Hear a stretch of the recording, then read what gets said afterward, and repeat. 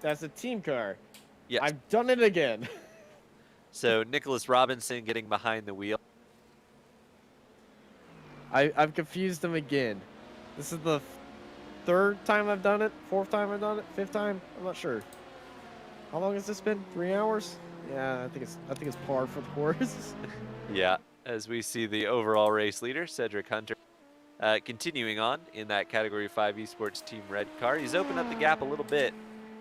So despite having the fresher tires, Jesse Olsen has not been able to close that gap down on Cedric Hunter, who has, well, he's pretty much commanded this race from the previous stint on.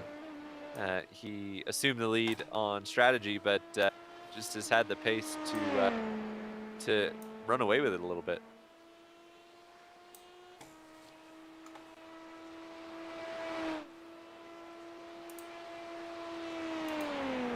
Now, looking at the team, I don't see. They do have another driver registered, but what we don't know is if that is just going to be a crew member or they're actually going to drive. So remains to be seen. Cedric Hunter has driven every lap so far.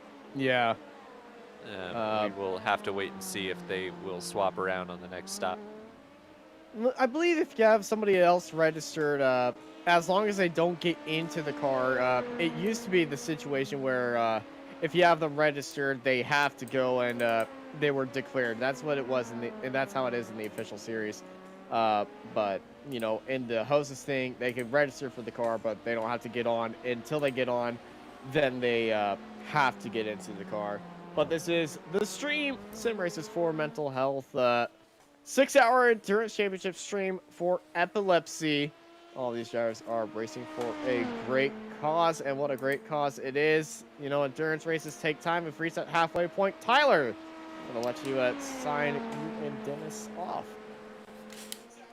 Yeah, I was gonna go ahead and give the hourly rundown before I left, so we can start with our race leader Cedric Hunter for Category 5 Esports Team Red. He leads Jesse Olsen for Podium Hunters Esports. Third place is Hunter Hayward for Category 5 Esports Team Blue, followed by Brendan Madonia for Team Endurogate. Then it's Vincent Serra for Category 5 Esports Team White. Jonathan Smith behind the wheel of Driven Motorsport. Nathan Sylvia, first car 1 lap down for EWRL Motorsport number 69. Then it's Yahir Maranta for Podium Racing Team Argentina. Then Zane Plumley for ZP Motorsport. Jake Fluman for CKD3E Autosports. Seth Berger is now behind the wheel of the number 77 EWRL Motorsport car. That is 11th place. Then it's Jason Parker for Sim Races for Mental Health Motorsport. 13th is Christopher Norris for Limitless Esports 2. Then Joshua Ballier for EWL Motorsports 57. Reese Schaefer for EWL Motorsports number 17. That's your top 15 and all of the running LMP2 cars. First to the GTEs, Ope Racing with Advanced.GG team. Oops, I lost the full team name there. Focus. That's the number 311. Team Focus, thank you. No, first in GTE, the number 311. Then it's the first of the GT3 cars, Riddle Rocket Racing Solo, though they do owe us a pit stop relatively soon. They lead the team car Riddle Rocket Racing. Second in GTE, and next up overall is Philip Resch for Team Carson Hoop. Then it's Jason Estevez for Draft Punk, third in GT3. Kyle Bowling for Misfit Motorsport is third in GTE. Then I believe the remaining cars are no longer running, so that'll be Gregory Hectus for Tifosi Plus, Alan Capers, Signorama Hollandale Esport, and James Pierce Twisted Racing by MH Design no longer continuing. But that'll do it for me on the broadcast. It'll also do it for Dennis, our producer and cameraman on the broadcast. He will hand over to Jonathan Grabowski, and John and Austin will take you to the flag. Yes, we will. Thank you.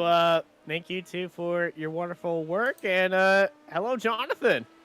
Good evening, or good morning, or wherever you are. It's really fun to be with you to cover the final part of this great 6-hour event. Yeah, fantastic event. It's been going on over here. 2 hours and 52 minutes. Currently spent out there on track right now, and you know, we're looking on for a very fantastic race and a well, the night shift, as some might say. Yeah, definitely the night shift, and we'll see what happens. There's a lot left to happen here. We're not halfway yet, so exciting battles up and down the timing tower here. Yeah, we do have some exciting battles out there. A little switch over from the graphics that we were looking at, but you know, it's a good switch over, and we can actually see the iRatings and safety ratings of the drivers right now. We can compare to what iRacing expects of them, and you know, how their pace is currently showing in these cars, because I know a few drivers who are really fast in one cars, but their iRating isn't really showing of it. And I really enjoy this graph because I'm an absolute nerd. Yeah, a lot of battles up and down the timing tower here, as you said, and iRatings all around here. You know, we have guys from D class to C class and a lot of A, so a big mix of guys right now. Yeah, a great mix of drivers and everyone out there. But you know, I know you just hopped in, but you were saying bye with us for about 30 minutes before you really took over the broadcast. Anyone who's really sticking out with you, any team that's really sticking out and you know, striking themselves as you. You got to give credit to Riddle Rocket Racing solo. They're doing it solo. Are they still on the no tire? They still haven't switched. I don't believe I can't believe it. I don't know what they were dared. They were dared. Okay, that's why. That's they were why. Dared. Hey, when you're dared by your roommates, hey, don't take tires. You either take that dare, and while they're halfway through the race, hopefully we get a opportunity to talk to Ryan Krapowski, of the driver of that car, after this race, if either of us are both awake. Yeah, exactly. If everyone's asleep, or you know, I think we've only had one driver retire from the race. That was Gregory Hectus, Tifosi Plus. They put their car into the pit lane, and they never came out of it. Alan Capers and James A. Pierce had incidents, and they retired those cars as well. But I don't know. Tifosi Plus, I think, was a I've done everything I can. I enjoyed my time here, and I did how long I wanted to go, and I'm going to call it a night. Yeah, I did the best I could, no matter what, and thank you. I am done signing off. I'm done. Here's my salute. I came here to support a good cause, and yeah, I'm out.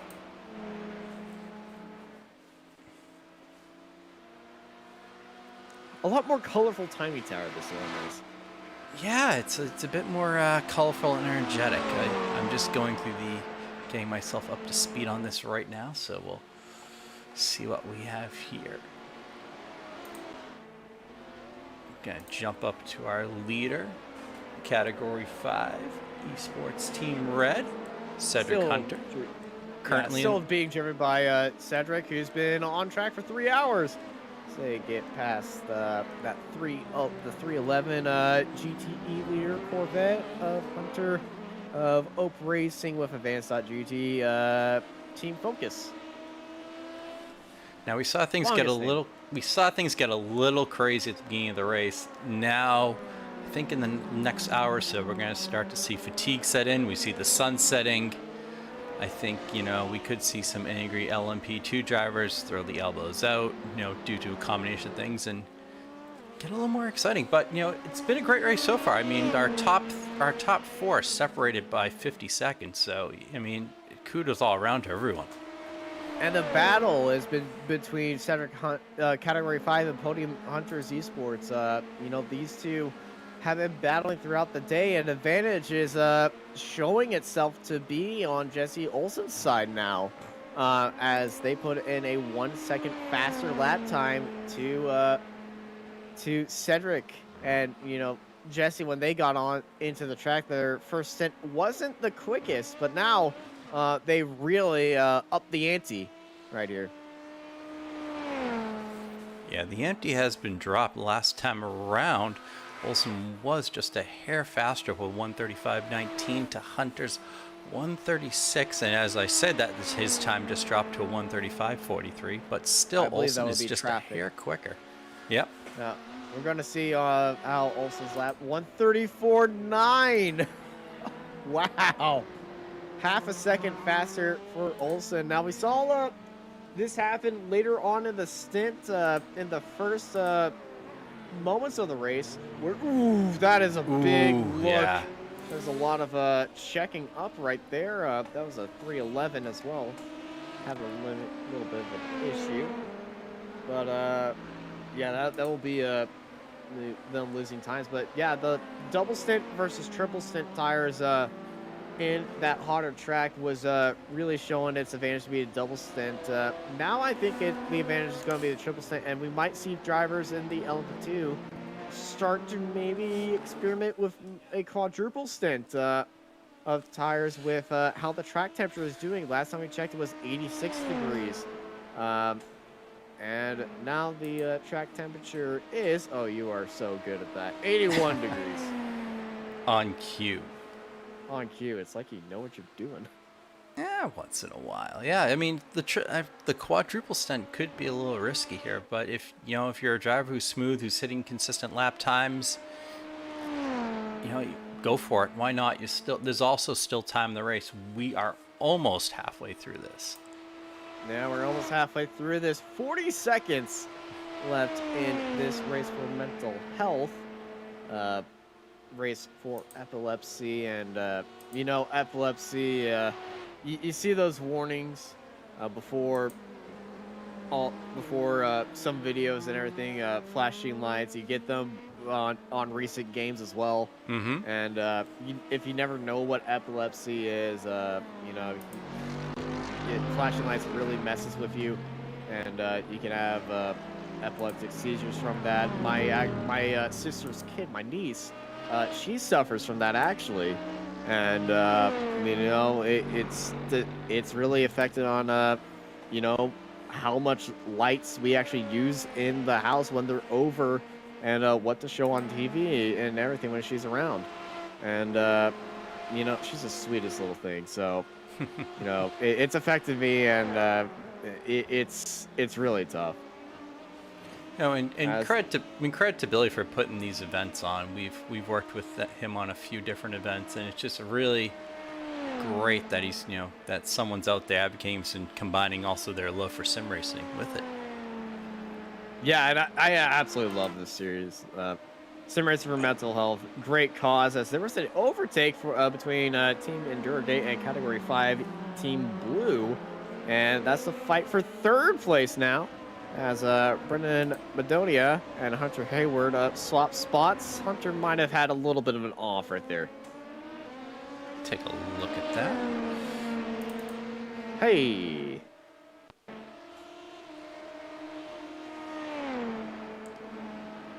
So slow down the bus stop. Looks like it. Let's take a look. It's on the back straight heading into the bus stop, and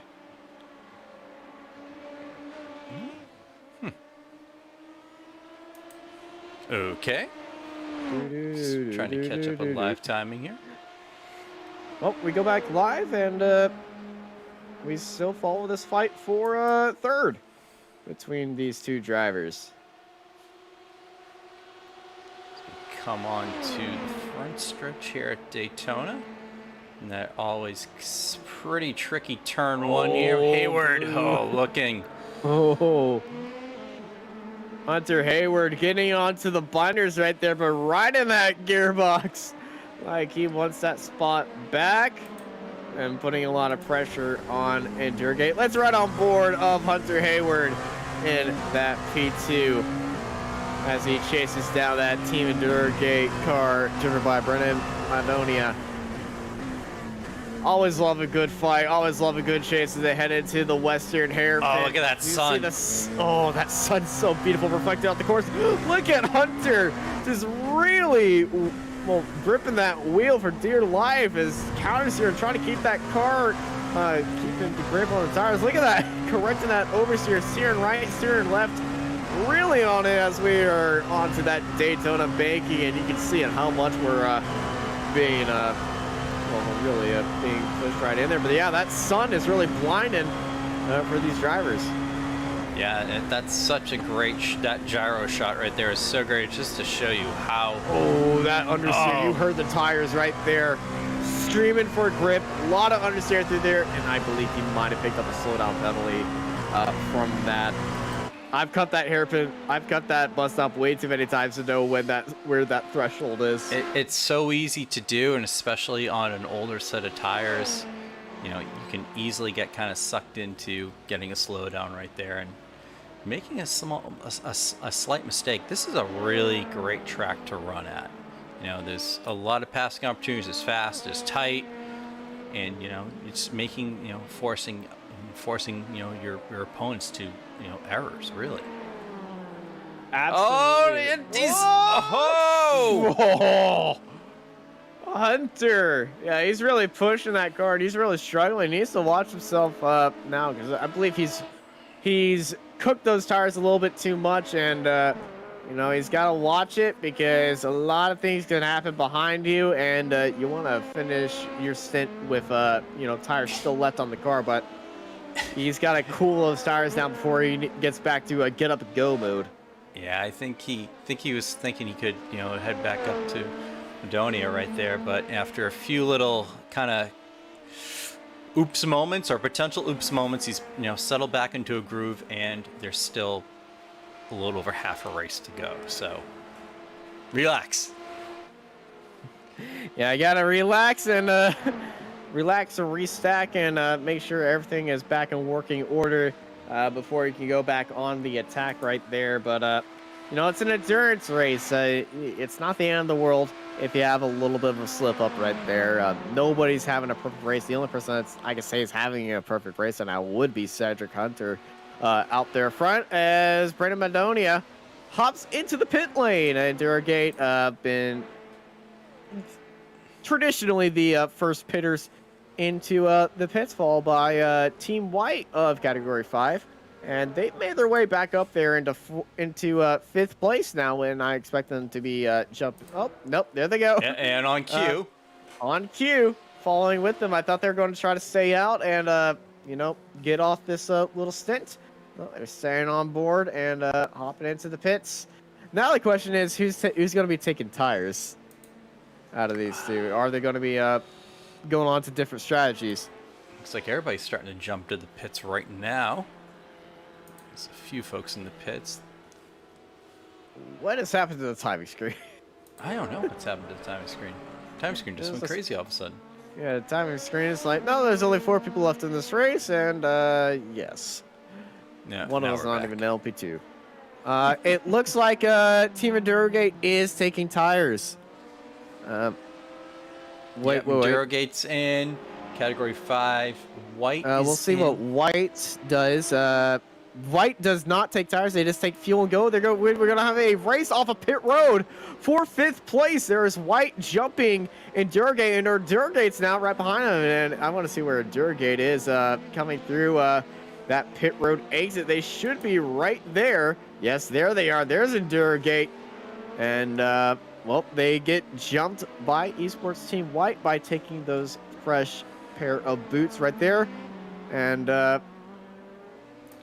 yeah, now they're on the charge, but they're on the up to temperature tires as Podium Racing Team Argentina hops into the pit lane. Yeah, we're starting to see everybody jump into the pits this time, and a wide variety of things in regards to people not taking tires, people taking tires, all over. Endurance racing. Yeah, it's endurance racing, and it depends on who's in the car, who feels comfortable, how many stints they think they can pull off, and How's the setup? yeah, how's the setup? As here comes our race leader, Cedric Hunter. Squirrely on the brakes, got a little bit wiggly right there. Gets into the pit lane. And now the question is, when is Cedric going to swap with his teammate as Podium Hunters retake the lead of this race? Is this going to be that rumored driver change? We're going to find out very soon. There's a driver. Yup, yes, here we go. Zach Hall is now in the car for Cedric Hunter and Category 5 Team Red. What a first stint! What a drive by Cedric to keep that car alive and just really keep that car out front. Absolutely fantastic drive. Gives it off to Zach Hall and see if Zach can carry it on to the end. Hunter Haywood of Category 5 Esports Team Blue hops into the pit lane as Jesse Olsen goes on for another lap and, tries to push down the margin some more and give themselves a little bit of an advantage compared to everybody else.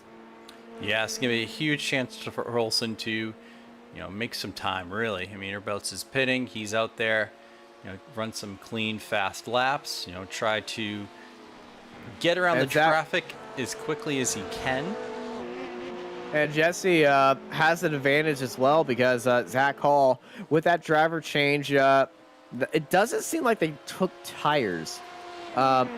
They didn't take tires, but they swapped drivers to minimize that pit stop time, but it's still a 57 and on cue stop in the box. So, this could be a swap for positions if Jesse does not take tires, and they'll be at a advantage as well. Zach Hall didn't take tires. I don't think the Podium Hunters esports team will be taking tires unless they are swapping drivers. We're going to find out right now. Hops into the pit box, gets stopped. Don't see any urgency to get off the track for Jesse, so Jesse's staying in the car.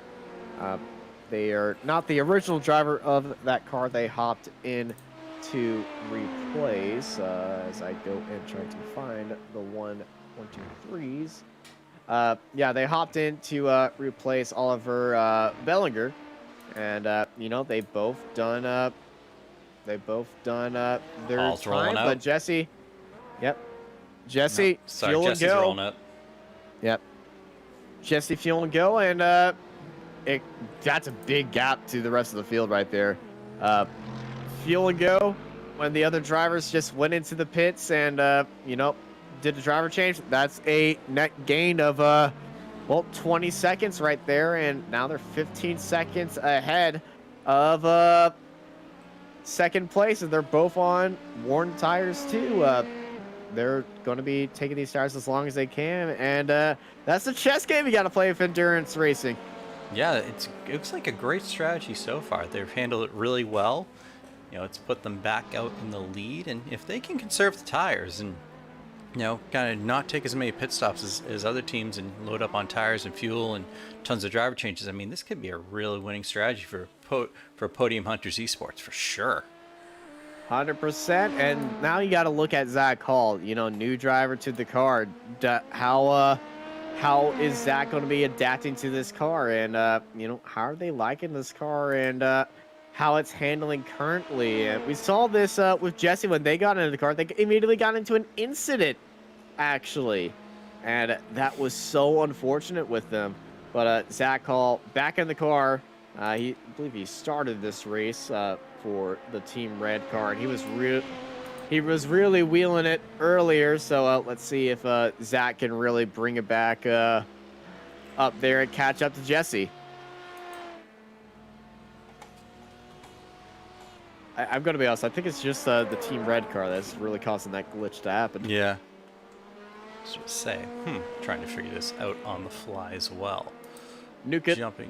Jumping around. I just think this whole idea, of Kaprowski flying solo and going no tires it's genius and madness at the same time.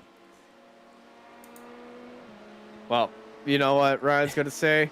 He's just gonna say, "Hey, I was dared to do it. If this somehow works out, I might try it for the actual Daytona 24." Though the temperatures at the start of the stint might make him a little bit worried. Yeah, that is the one risky part of it, but why not? He's already deep into it this far. If he's a smart driver who can just do steady Eddie laps, then why not? It's a calculated risk. Yeah, calculated risk and a dare by your roommate. Yeah, the dare by the roommate is Mainly the dare. when a roommate dares you to do something like that, you gotta go for it. You have to. You have to. It's the double dog dare of dares when your roommate does it. It really is the double dog. That's the perfect way of putting it. And then the triple dog dare, which is just legendary. And then you just end up outside with your tongue stuck to a pole. I don't think anyone over here has ever done that, so no one here has fallen to a triple dog dare. It is that time of year for that film, so it's perfectly that in the next few days. What film? I was quoting real life. that movie is a documentary. It's a documentary.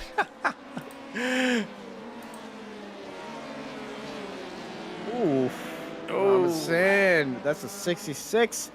Looking up there, that's the limitless esports car driven by Christopher Norris saying, "You are holding me up. I'm trying to chase people down." Yeah, I think we're gonna see some of that. We're just gonna bully you out of the way. Well, they are in a fight with the 57 of EWRL Motorsports 57, and I believe that is the car right in front of them heading into the bus stop.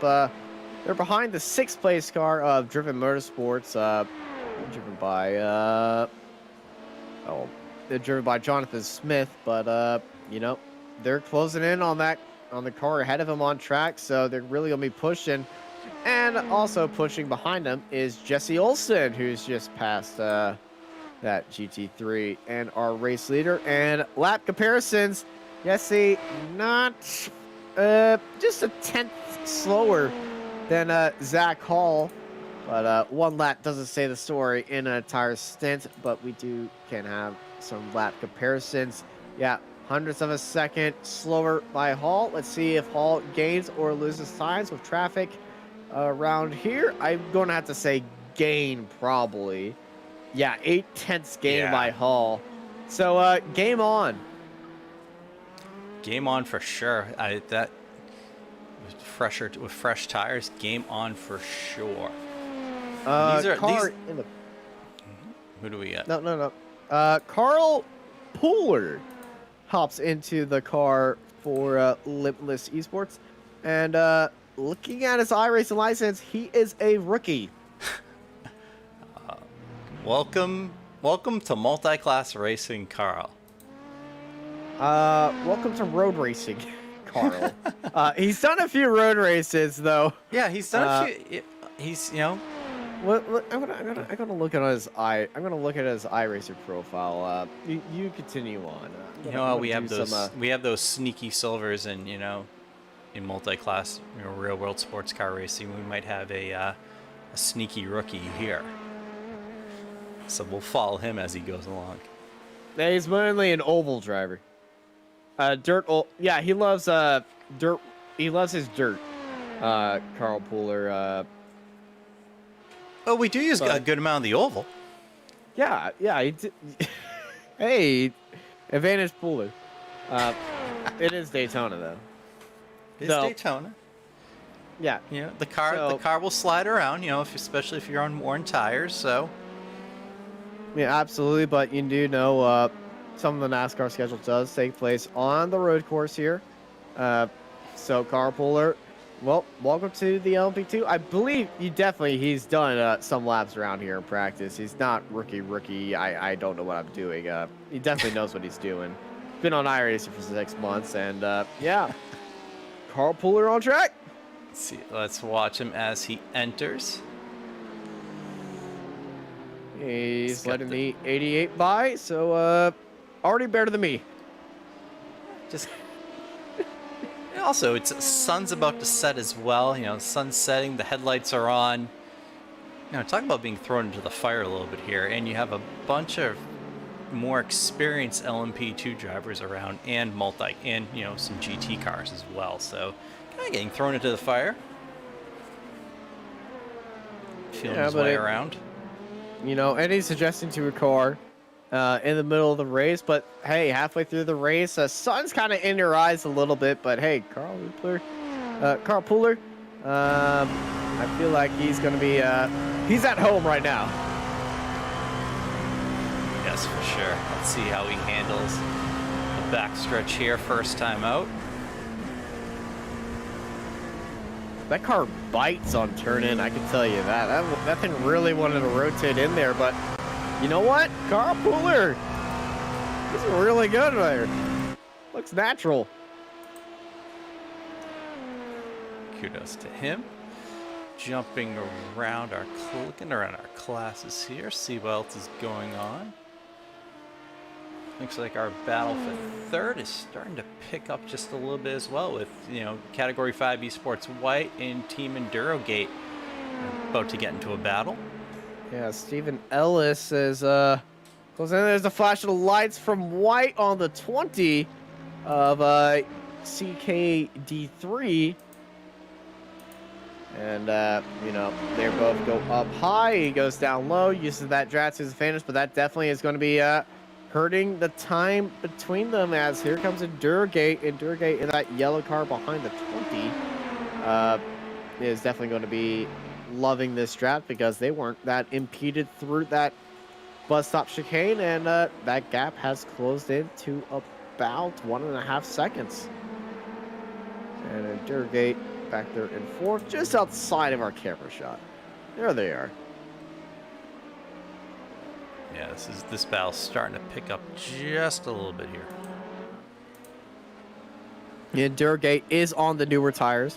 They just stopped 4 tires. So they're going to be, you know, at the advantage grip-wise compared, and tire life-wise as well. It's, though, how you use them too, because sometimes tires, sometimes cars just love to, just be driven same smooth, and it will reward you like that. Sometimes that is the advantage of worn tires, and mostly the more advantage of not taking tires and going for that triple stint is the time gained by not taking tires.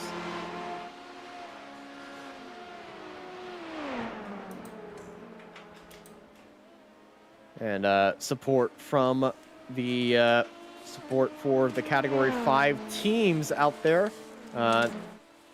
The people at Freaky Fast Broadcasting, they love to see the crew out there tonight. Good luck, drivers of Category 5 and car. And I believe this is the one and only driver for, not the one and only driver, but that 3-hour stint, ran a 3-hour stint. Holy, that was fun and long. And I'm expecting something after that. I'm tired. I'm glad you had some fun, and that is a tiring. That is a 3-hour stint is exhausting. So kudos to him for doing it. Take a nap, son. Take a nap. Yeah, we're joined by Brandon Storer from CKD3. Brandon, how are you doing? Doing well, gentlemen. How are y'all doing? Having a good night here, enjoying some endurance racing here at Daytona, and yeah, enjoy the show right now. Yeah, the show is doing actually, I mean, it's a great race. I appreciate y'all putting this on and giving everyone the opportunity to raise some money for a good cause. It's something that's near to my heart. If I had a family member actually pass away from an epileptic seizure in open water, so when I heard this was going on, it's something I definitely wanted to make sure we took part in. I'm sorry to hear that, but yeah, glad to see you here and racing with that close to your heart. Walk us through Daytona and LMP and the team. Yeah, absolutely. So CKD3, we typically run GTE cars in most of what we do, but with the changes coming in 2022, really trying to figure out if we want to go up into the LMP series or down to GT3. So a good opportunity to showcase it, and especially with Jake, who's in the car right now. It's a new driver to us who's familiar with LMP vehicles, whereas Carol and myself are not as familiar with LMPs. Well, it's always great to see, trial by fire and trial to find out with the rule changes coming. The GT3s or LMP2s want to be the faster or the slower. I'm also in that same boat of I don't know which one I'm going to go. I'm a GTE driver through and through. So, I understand that. I want to talk to you about the team name, CKD3. Where did that come from? So it's essentially the initials of our team principal, Carol. He owns a company and kind of helps to fund us and get going in different events and things like that. So the initials to his company ultimately, which are on the side of the vehicle, Collaborative AV. So that's ultimately where it comes from. I love a good story behind the team's name, and that is actually a very interesting story. Jonathan, any questions for Brandon? So how are you guys feeling so far in this race? It's been lot's going on at the halfway point here. Yeah, so getting started in the race, got started a little bit farther back. We weren't as quick as everybody else, but just it's a race of attrition, right? So go through the 6 hours, keep the car as clean as possible, and gain positions as we go. We got our eyesight hopefully being able to get into 9th or 8th place. We cracked the top 10 after being around 12th and 13th most of the race, just from attrition. So going through some fuel strategies in our head, trying to figure out where it is that we want to be at and try and make a shot at 9th or 8th. So one of the more interesting things was the standing start for this race. What were your thoughts on it? I low key, just being the little deviant that I am, was hoping that we were going to see a couple of cars to go sideways up at the front and gain some positions that way. But to avail, there's a lot of great drivers in this room, and majority we all kept it clean and got a good start. And ultimately, we had our most experienced driver behind the wheel for the start of the race, just because he's older and doesn't like being up late. So it worked out in our favor to keep it clean. All right. Well, thank you, Brandon, from CKD3. Before we let you go and get ready for either. Well, yeah. Are you planning to get back into the car? Yeah. So I've not been in the car yet. So I will be getting in the car for the last 2 hours. 2 hours and 12 minutes based on our calculations. So. All right. I'll be closing it out. All right. Well, as we before we let you go and get ready, get into that driver's zone and get onto the track. Anyone you want to thank before you go out there and kick some tail? Yeah, absolutely. So specifically, Fenda, who has been our spotter for most of the night, he also went to bed. So shout out to him for, even though he's not racing, came to help us get started off with this race. All right, pretty sure Fenda's going to be enjoying that shout out when they wake up tomorrow and all that stuff. And thank you for stopping by before your stint out there. Absolutely. Appreciate it, gentlemen.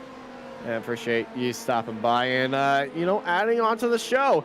If y'all are interested into hopping into the commenter booth to join the Apex Racing TV Discord, it is in the description of this YouTube thing. So if you're a driver who's done a stint or driver about to do the stint, feel free to hop on by. We would love to talk to you. Absolutely, we'd love to talk to you. And this battle for third is really starting to heat up now between Category 5 Team White and Team Endurogate. These guys are really kind of going at it now. Yeah, I'm really loving this fight. Endurogate and Esports White, they've been closer, but that tire strategy by Endurogate, being on the newer tires, really giving them the pull out of the corners. And, they're right in that draft right now. We could be seeing a move heading into the bus stop chicane.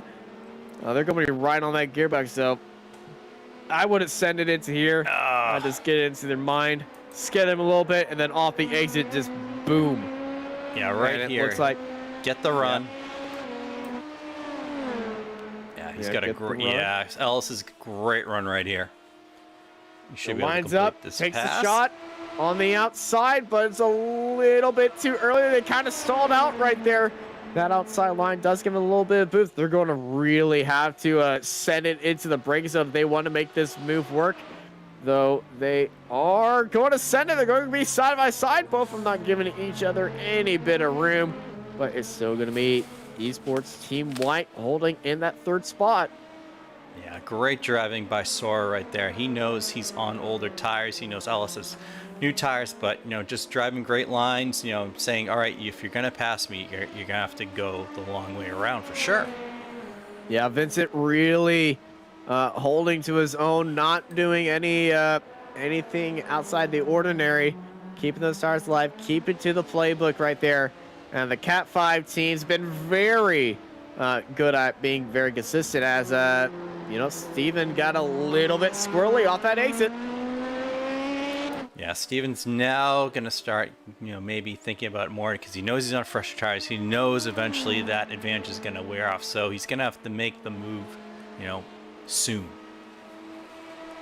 He definitely is. Both tires going to be wearing out throughout the race. But, Steven, if he continues to be more aggressive on those tires behind him, he's not going to be able to get that advantage that he needs. And, he's sitting about 3/10 behind Vincent right now. So Steven could get a good draft run up through here. But, they got that GT car on the inside. And there's the Enduro Gate car.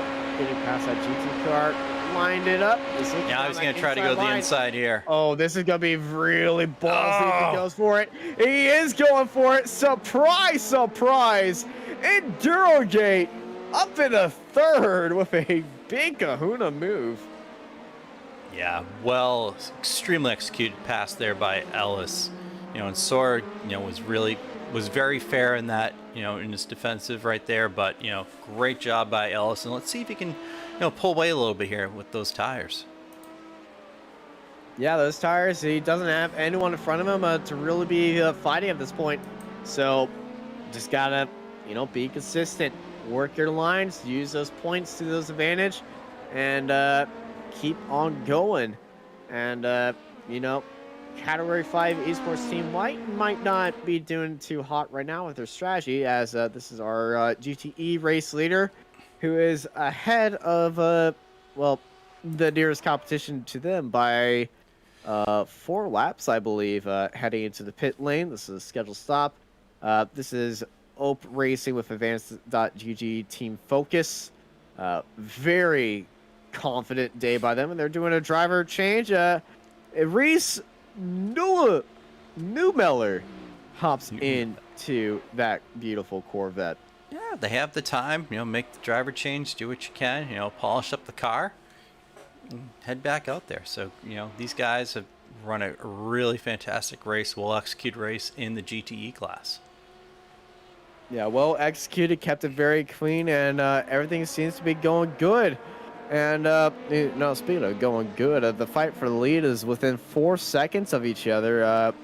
Team Cat 5 Esports Team Red, driven by Zach Hall, is closing that gap to Jesse Olsen. Last lap by both these drivers. Comparison 6/10 faster from that 135.1 to that blistering 134.5. Which is a insane time. Now Jesse has the current fastest lap of the race, and that's a little bit of a holdup. And Olsen's gonna run the traffic here. Jesse gained time that time as Zach Hall ran into a little bit of traffic, so half a second advantage for Jesse. But now Jesse just hit traffic, so you get some, you lose some, you gain some, you lose some. Squirrel runs part of the track and he gets to the other part of the track and he's still there. Yeah, Jesse just ran really well, getting past that Porsche right there. So he's managing the traffic really well. Let's see what happens when he gets up to this next LMP2 car. He's going to be getting some of that draft on the oval.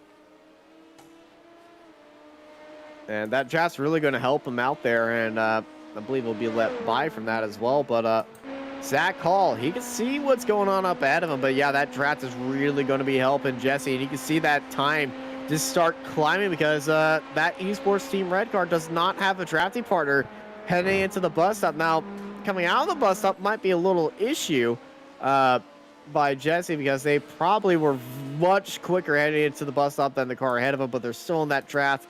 But yeah, they did lose a little bit of time right there just by taking it a little bit easy, not knowing when the car ahead of them brakes for that moment. But see the flashing lights going on to the outside. 77, that is the EWRL top car, 77. This lets them by as their teammates. The 69 EWRL car is in the pit lane, and they're showing as out right there, so I believe they might be looking for their other driver if he's off taking a sandwich or something. We'll keep y'all posted on there. I was watching the Battle of Ricky Bobby earlier, so you can understand where that line came from. And Limitless Esports 2, Pooler is had a little bit of off-track excursion. We'll take a look what happened to Carl. We showed him earlier when he first got in the car. Oh, bust up. Ooh, that's tight off the entry. And a little bit of off-track, but he saved that pretty well. And that's so easy to do there. It is so easy to cook it there. What a save. What a save. Hey, look at this battle. Once again, that's not a replay. Twice it's happened. Endurogate down the inside. Oh, here comes traffic ahead. Steven Ellis, not afraid of no one. He knows how to set it up the inside. He's going to set it up the inside once more. And that's Pooler just letting these two bees in these cars absolutely fight on that track. And, you know, new tires, old tires, really still having a good fight with each other. Yeah, looks like Sora's also kind of found a rhythm here as well. So, I mean, even though he's on older tires, he's found some pace.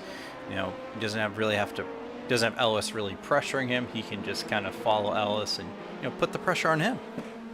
Yeah, this is also the fight for podium spots too. You know, you always want to have you always want to be on the podium, and you know they have one team on the podium, but what if you want two teams on the podium? That's really going to be a goal for them. You know, how is it the ending thing? Just be like, yeah, our teams finished second and third on the podium, or first, second, and third. That's the grand slam out there. But you know, you always want to be on the podium, if not top 5. Yeah, and Category 5 is fairly capable of doing that. They, you know, if their cards play out right, they could have all three cars on the podium. Yeah, and they've have the Cat 5 team's been very notorious for being extremely well prepared for endurance races like this. They definitely know what to do at the right time, and they definitely know the right strategies and how to tackle the races. And you know, the first half of this race, the Cat 5 team, some of them have had the better parts of the team. The blue team, you know, they out-qualified everybody else, but in practice, they were looking the slowest out of everyone else. They fell down the order just a tad bit, but they slowly clawed their way back up. White and Endurogate being the earliest stoppers of all the LMPs have been really in their own weird bubble right now.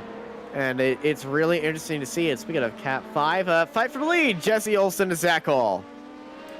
Head over to that. Oh, here we go. Yep, there's that Cat 5 red car on the podium, the Hunter's car. There's the Cat 5 blue car trying to hold him up right. Yeah, that is the blue car. Yeah, that's the blue car. Yeah, they pretty much are almost lapping, and he's just sitting on the racing line. Oh my gosh, that's a 77 EWRL car heading into the wall, and now in the Western Horseshoe hairpin, and yeah, the Podium Hunters and Cat 5 Red stacked up behind Cat 5 Blue, and Jesse Olsen's gonna be furious right now. Oh, I believe somebody might be screwed. Team orders, they're doing that on purpose, which is pretty much what I'm screaming. Oh, yeah, they're blocking. Oh, look at this. They're trying to give the draft to Cat 5 Red. Jesse's on the inside, Cat 5 Red. Oh, this is bad for Cat 5 Red. Jesse made the right decision to go down to the inside. That's Cat 5 Blue holding on that outside time. murders a cone. Unfortunately, that was Antonio Bendez right there. And here comes Cat 5 Red storming out of the bus stop around the outside and up into the lead. Wow, Hall got such a run right there. Unbelievable. Absolutely. Came out of that corner like a rocket. And in the background, the EWRL Motorsports 77 lodged itself into the wall at the Let's Western take a look. I'm hairpin. gonna take a look at that and see if we can. I believe they're still out on track somehow. I think they are. He's having. Oh. Now, I thought that was the toe, but no, it was a connection. They're still out on track. I think they're just trying to get it into the pit box. He's actually in the pits right now. Yeah, he's. Yeah. Hey, somehow they got that thing dragged in there, but oh my gosh. That's one of those. That looks like that hurt. Yeah. The nose is reasonably shorter than it was. So getting back to our battle for the lead here, if you're Jesse Olsen, you have to be irritated. You know, I understand. Yeah, you can maybe understand if it's half hour to go and you have teammates of your opponent throwing blocks, but there's still time. It's pretty early to be throwing those type of blocks right now. It's still time, but I think it's just mostly a circumstantial thing. Like, sure, the Cat 5 teams might be communicating. I'm going to go high. Jesse did everything they could to put Cat 5 at a disadvantage, but, what Cat 5 did there was really, I think, circumstantial situation. Might not have been on purpose. It might look like it was on purpose, but the weaving on the oval was a little bit sus. Like, I think they were just trying to give Jesse just room to operate, but they weren't staying on the outside line, so they were going to the outside line, and they just happened to move up. No. Jumping back to this, these two guys are fit to be tied. Okay, I have word from chat. Despite how that looked, it wasn't Cat 5 Team Motors. LOL. Here I am just being a commentator trying to build drama to keep your eyeballs glued on TVs. I don't know if y'all are watching the Twitch streams.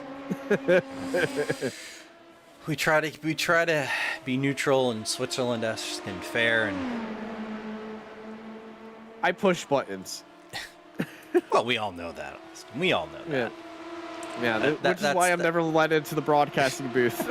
I will push all the buttons.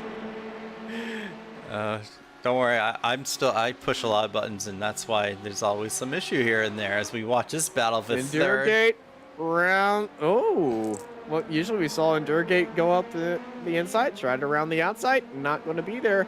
And no, Cat 5 Esports White stays in third. And it's two Cat 5 teams on the podium. One in the lead, one in third, and they're waiting on Blue, and Blue's just been put a lap down.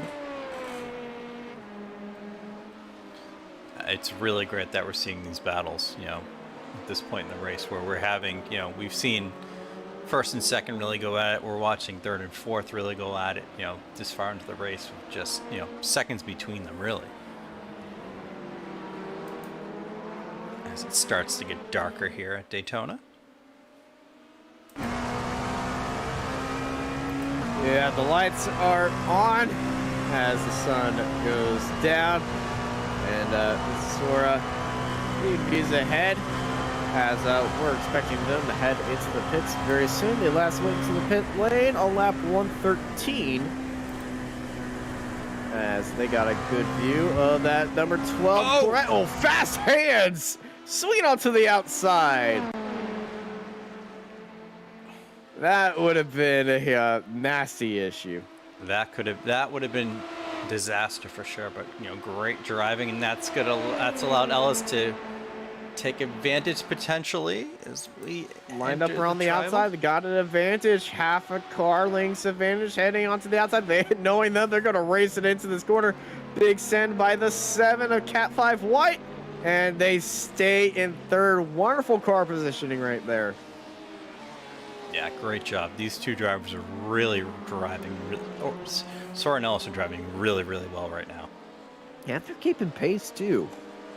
They're keeping pace with the race leaders. Zach Hall is just on a different level right now, and EWRL 17, that car driven by Reese Schaefer, is also doing really well too. They're the only two drivers last lap to do a 134, not the time in the 134s, and we haven't talked about EWRL 17 a lot. No, they have. They're a little bit down the time trial, but yeah, as you just said, Austin, they are throwing some hot laps down for sure. Indeed, as that's them going into the bus stop chicane, and you know, last time by, 50-second pit stop. So I believe they did take tires last time by, and you know, Reese got a chance to go into the car and showing everyone who is quick around here, and also colder track, colder temperatures, lights are off. The light being the sun. There's no the sun light. Just who turned the sun off? And we get pit stops. Oh, hold on to it. Did Endurogate speed into? Oh, did they just touch each other? I don't think I so. think they might have touched. Let's see. I'm watching. I have the YouTube feed up as well. All right. No, well, they didn't. I'm look. They didn't. They did not. Looking at the YouTube feed, they did not. I'm talking about like halfway in the pit lane. There's just like a little. Okay, that little wiggle was not them. I'm on a different camera than you are, by the way. Okay. Yeah, I'm still on my Daytona road course for the NASCAR series. Me being prepared, I completely forgot to update it. Yeah, but Ellis, he might pick up a speeding penalty. Cause he did storm into the pit lane. Speaking of storming, Zach Hall storms in, puts in a 134-119, fastest lap of the race. And this is where the times are going to get a going. Gone. Yeah, nice cool track. And we know how fast Zach has been. This team has just been really lights out a lot of this race. Cold air too.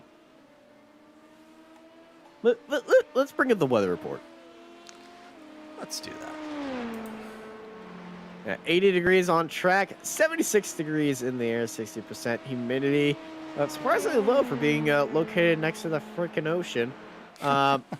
Dew point 1,027, pretty high. 2 mile per hour gust winds going north, and time is currently 20:35, which is 8:35 Eastern time. 8:35 on May 15th. So we're in the past. But we are watching this race from the past.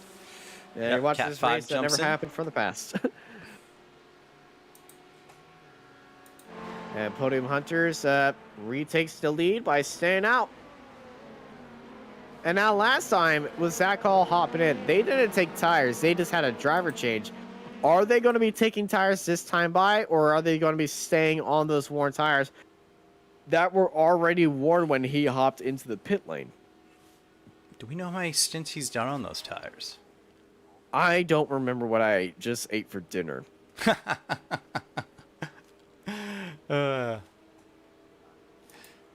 We cut away. We cut away for a little bit to show Jesse Olsen, so I don't know if he took tires during that time or what. Jesse didn't take tires, and neither is going for Zach Hall. Jesse didn't go into the pits yet. They're still on their 5th stint. But with Podium Hunters not taking tires last time, and Cat 5 Red not taking tires, this is a equal opportunity right here. If Jesse takes tires, it's going to be down the order. So if they want to keep that spot, keep that fight going, they're going to have to not take tires again. Yeah, it seems like and this is the point where everyone starts to do triple, quadruple takes. Yeah, that's stupid. Yeah, it's cool. You know, why not? You know, guys are in their groove as we watch Jesse jump into the pits right now. Easy. No question that they made that pit stop. And CKD3 hops into the pits. As I believe we're about to see a driver change for them on somebody who we were just talking to, Brandon. Yep. Star is going to be jumping in the 20. Yep. Brandon's in the track. And speaking of on the track, we're having another driver change. Oliver Bellinger hops back out onto the track for the Podium Hunters Esports car. As I believe they are just doing staying on the tires and just swapping drivers. That was not intentional, but I'll take it anyway. That will... Zach Hall will probably go back into the lead. Yes, he will. Yeah, I'm wondering. I'm looking at the pit box time for Oliver and the Podium Hunters, if they're taking new tires or if they are just swapping the drivers and just doing that driver swap time. If it's a driver swap right here, it'll be 57. Oh. Yet, just a driver swap, 55 seconds, so 2 seconds faster than what Zach Hall did at Cat 5. So, fresh drivers out on track. Zach Hall, Oliver Bellinger. Oliver, just a little bit newer than Zach Hall. Pushes pit limiter speed and goes through the S's off the exit. I love how they moved the pit out boxing, so you don't have to race it into that corner. Yeah.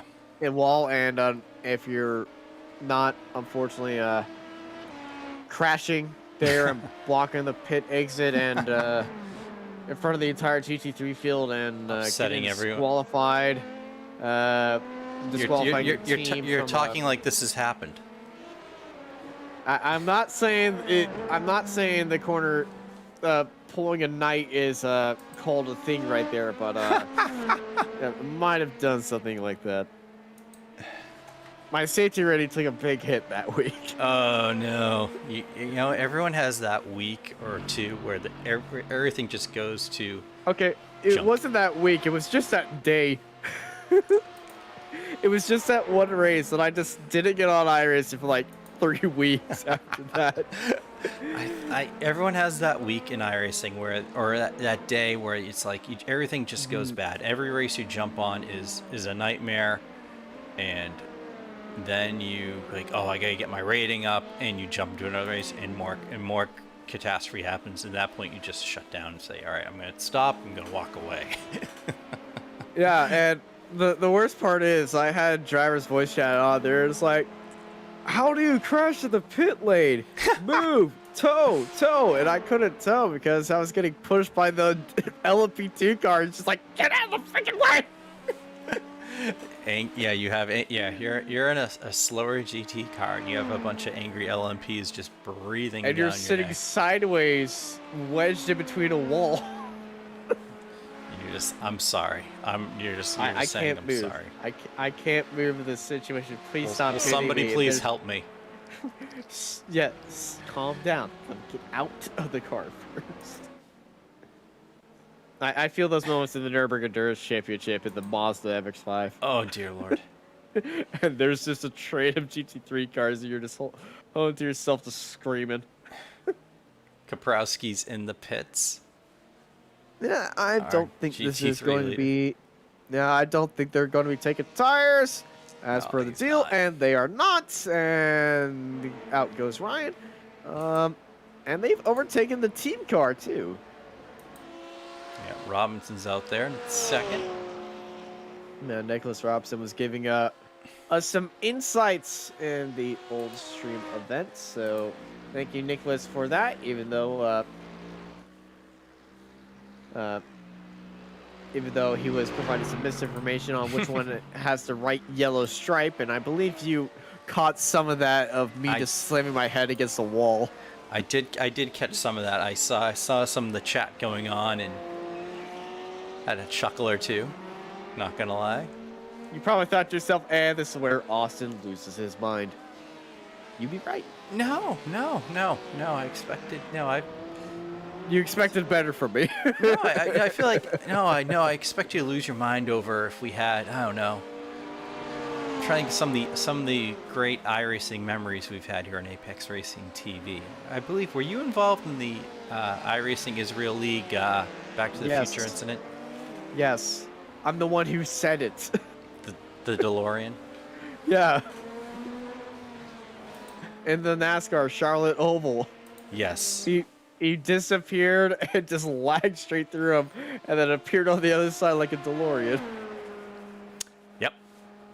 That's when I expect, if we had something like that happen, or, multi-car, someone's flying through the air sort of wreck, then I expect. Or little bit. Stephen Ellis putting down 210 miles an hour top speed last lap. That car is a rocket ship.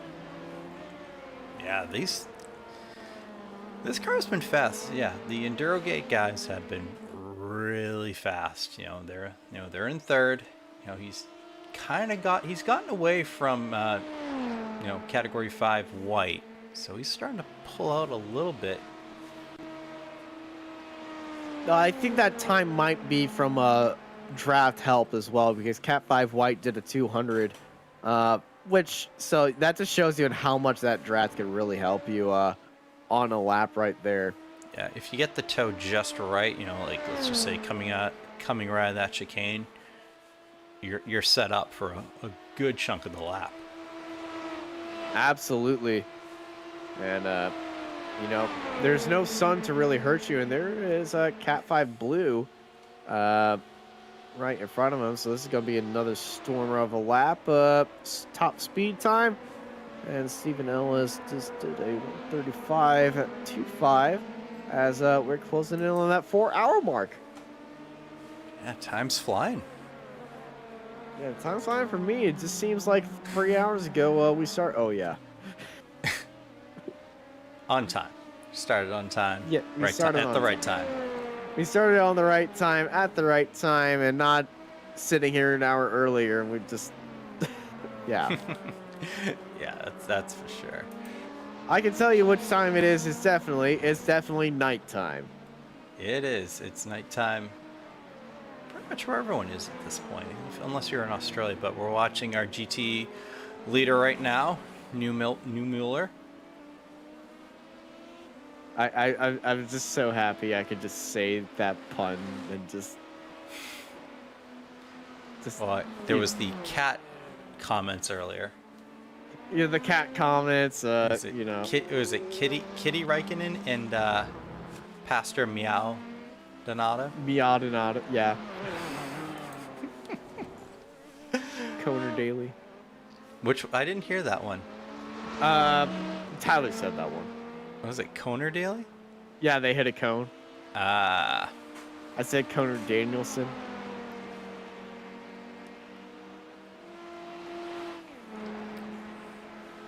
Connor Daly and his amazing mullet.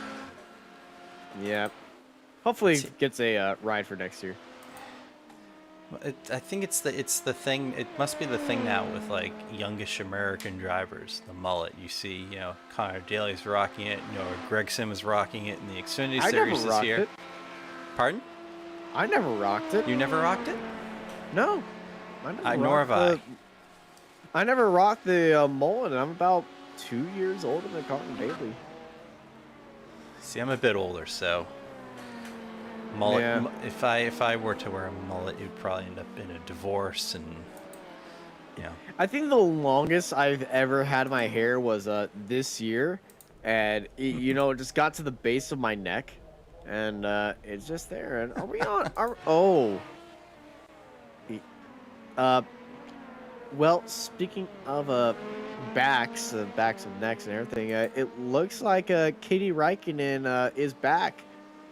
Justin Die Palmer Pereira of ZP Motorsports is back out on the track. Please show that driver information photo. of course. Yes. I love this photo. You got The it. story behind it's cute too. Oh, Justin! Oh, no! No! That was the solo car. That was. Well, that was well,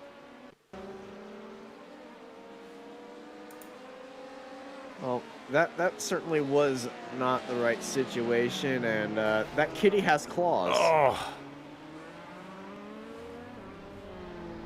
Yeah, the claws came out right there. Yeah, not a perfect situation to start your second stint. It's a Martinsville style sort of accident right there. Speaking of Martinsville, I believe the 24 Hours of Martinsville is going on right now. Another charity event. Not for this cause, though. You can understand why I prefer this one than that chaos. I feel like that would be entertaining for 45 minutes, and then after that, I think you'd be like, okay, enough. Not if you're watching it. It's not in oval. It's not in NASCAR's. It's like in Mazdas, too. Oh, is it in the Spec Miata? They're Mazdas, yeah. Uh, I don't know if it's open setup or not. Like, probably not. Gluttons for punishment.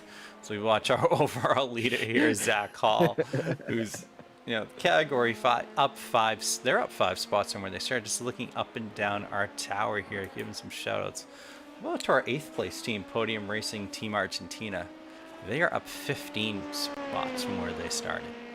So kudos to them for some great driving so far. Really climbing up the tower. Yeah, climbing up the tower, Juan. They didn't get a valid qualifying time. So I had them at the back of the field. But, that standing start, they used all the everything to their advantage. They had a little bit of spin at the very start of the race. We're not going to be showing that replay. Yeah, they caught back up, and now they're sitting in the top 10, sitting in 8th, up 15 spots from where they started. And, they're feeling really good. Snazzy looking car as well. Yeah, I love the design of this car. Beautiful cars out here tonight in the Sim Racers for Mental Health Race for Charity stream for Epilepsy. If you want to donate to the cause, go to streamlabscharity.com at SR4MH. Just go to the link in our YouTube description, and you can go up there and donate some money for the Stream for Epilepsy cause, as our current readout is at $115, and that is not only just our stream that is for this stream, but also it adds on to the Streamlabs charity donation drive all around the world going on right now, raising awareness for epilepsy. Stream for Epilepsy currently in total has raised around $10,000, the goal of being $40,000 right there. And so always a great cause, and very cool to see multiple streamers working together and having a combined stream goal. And if you you can get our stream onto the leaderboard even more, up there on the leaderboard of the most supported stream out there. If you just donate money and move us up the leaderboard, we're currently sitting, I think, let's see. I know they have a overall leaderboard of top fundraisers and top teams. I believe I go to top fundraiser, we will be. As you're looking up, we just mentioned Team Argentina, and they just took over the 7th spot. Going past ZP Motorsports with the Dive Bomber currently in the car. Dive Bomber, the nickname, by the way, is not actually his nickname, but he's done it, so it's gonna stay, and he just wears it. Well, he had to enter it into the software, so. Yes. So we are currently sitting in about 12th place of the top fundraisers in the Stream for Epilepsy donations thing, and what would be really cool to see the Sim Racing for Mental Health organization up there in that top 10 bracket.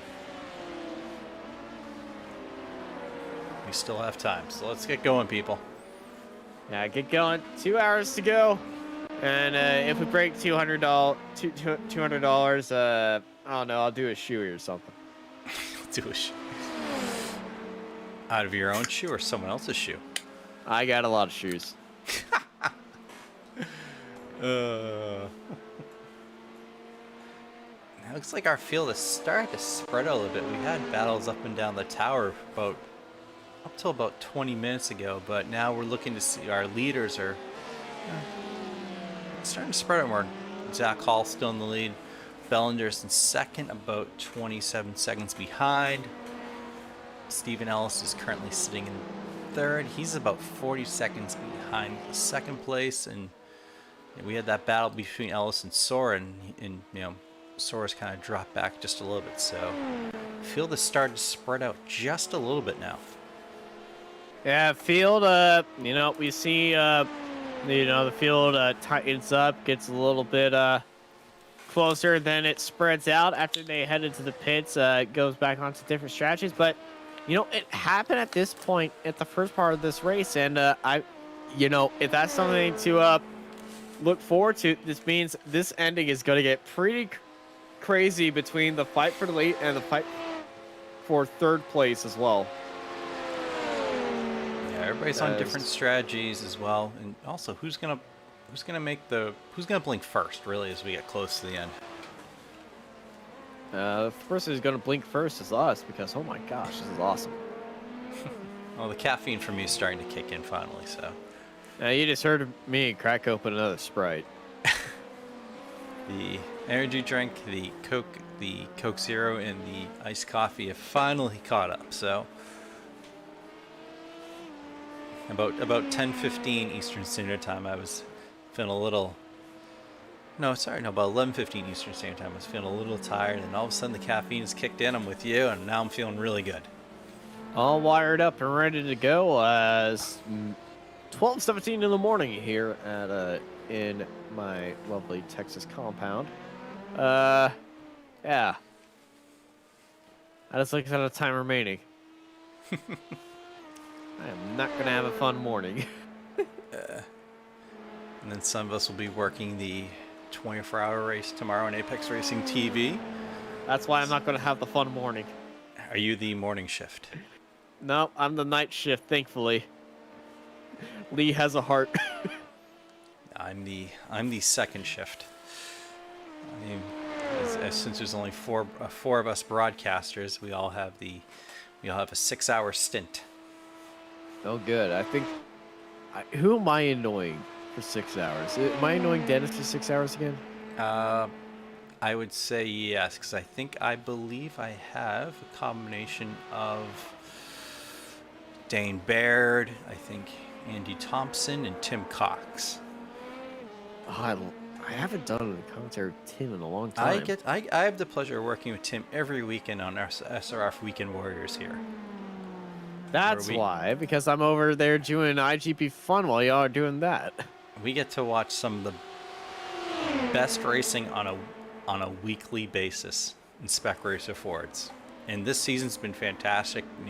Due to kudos to iRacing, they put out a great season track-wise this year. We've been to some fantastic tracks, so it's just made the racing really, really great. We're at Interlagos on this Sunday. Last weekend we were at Zandvoort. We've been at the Nordschleife. We've been all over, and it's been absolutely fantastic this season. I'm sorry. Yeah, the race has been really looking really well, and I stopped by a few of the races, and I really enjoy it. I raced with Stevie Ray, who is a part of that series. Yeah, series organizer. Esports stuff. Yeah. And I'm still trying to get a hold of how to go really fast in that car. But it just looks like it's just so much fun to watch, and if you can really get up to the speed, it's really fun to drive on those giant grids too. Yeah, we've had some big grids, and Stevie's had a great season so far in the Masters division. He's also known for being the first driver to make a pit stop, a scheduled pit stop. It's called pulling a Stevie Ray. The Cat 5 Esports Team Blue just had a little off-track excursion down there in 5th place. Let's see what's happened about that. Let's take a look. Danny Cochran in the car now. Is that turn 1 International Horseshoe? Oh, brakes hit the grass and much more sharper International Horseshoe right there. Trying to make it more like the turn 1 at Coda. Yeah, Cochran's also probably not one of the more experienced hands in the group too, so it's interesting to watch what he does, if he can find a rhythm and pick it up. Yeah, that's just a mind lapse mistake right there. Nothing really seems to be. He's been really consistent, and you know sometimes you're just mind lapses for a little bit, and then you know you do something like that, you're just like, did I just seriously do that? Okay, shake the head, slap yourself across the face, or whatever you do to get your mind back and get back out there on track. You know, the car in front of him. For Danny is about the entire minute ahead of him, and he's got 2 minutes to the car behind. He's a lap behind to the car ahead. He's 2 laps ahead of the car behind him. So, you know, he's in that situation where, you know, he's in that dead area. So he just needs to just drive his own race and do what he needs to do and continue on. Yeah, as we watch the guy ahead of him right now, Vincent Sora, currently running in the 4th spot. Yeah, we saw him in a very heated fight for 3rd place. Yeah, and, they went at it for several laps. It was so fun to watch.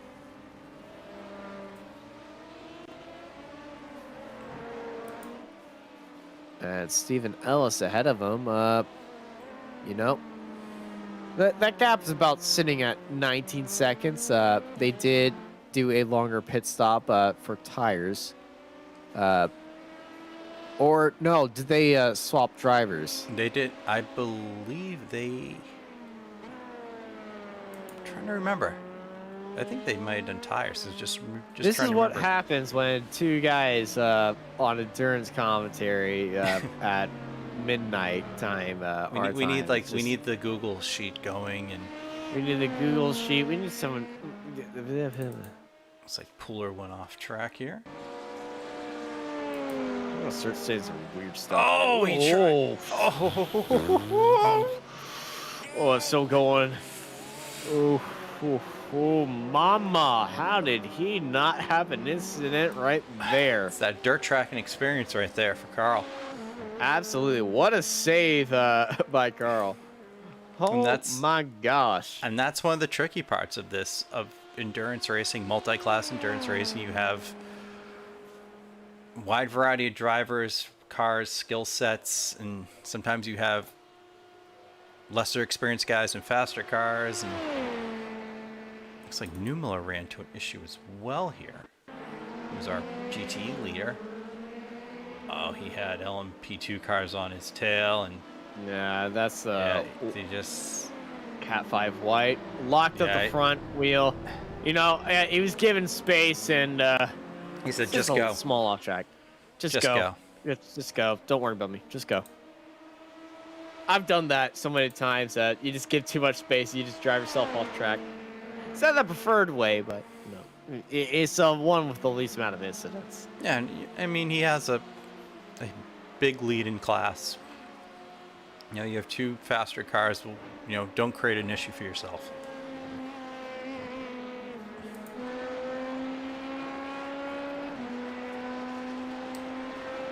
Current race leader is Zach Hall, Cat 5 Team Red. Cat 5 Red. That just rolls on the tongue. Cat 5 Red. It does. Cat 5 White, Cat 5 Blue, Cat 5 Red. Sounds like a bunch of different colored networking cables. I believe a cat is. It is. I just realized it. Yeah. Well, I'm pretty sure they don't have Cat 5 Ethernet as a registered team name. Sounds like someone's networking room. Yep. I got a Cat 5 Blue heading down the stairs into my basement. Where I'm at right now. As Kaprowski is still going, flying solo, and What's like a Cat 6? It's a cat, I can guarantee it. it is a cat. But Kaprowski's still going solo, still on those tires, I believe. Just, you know, if he Just pulls off rolling, this, rolling, if he rolling. pulls off this class win, you know, If he pulls out the class one without stopping, without swapping tires and doesn't blow them, get on you, bruh. and he's also But if you look at the distance, 2.5 seconds behind him is his team mate. mates. Yeah, mates. Emphasis on them because you know they're swapping and they took tires. And you know, also he's the second highest GT car on track as well. The only other GT car he has in front of him is the GTE leader. Yeah.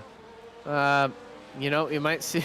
And this is starting Might to have pick a up too Daytona. right here as we talk about Kaprowski and his teammates, as Robinson's cut the deficit down to under 2 seconds.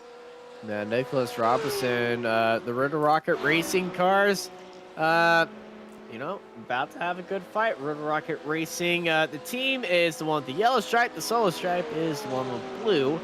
I looked this time, and I swear I'm not going crazy. This is where you tell me, no, you got it backwards No, again. there is a blue stripe on Nicholas Robinson's car that we're watching right here.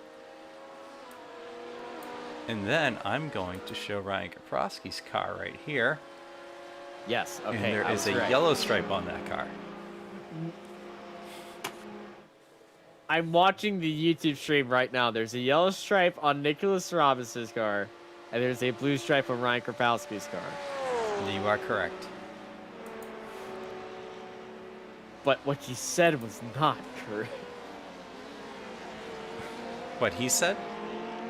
I don't know what's going on. All right, so we're looking at right on screen No, right no, now. no, no. We're not trying to explain this anymore. My mind's already broken. It's been 4 hours. So if a train leaves San Francisco at 2 o'clock p.m., and another train leaves. But in regards to colors, it doesn't matter because this battle is heating up. Yeah, this is a very, very close battle, and it's going to be so fun to watch here. One of Cruz goes Simmers for Mental Health. Motorsports is taking a very long pit stop.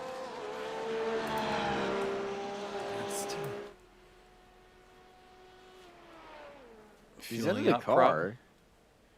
Yeah, the driver's in there. Might be damage repair, but I don't see any damage on that car.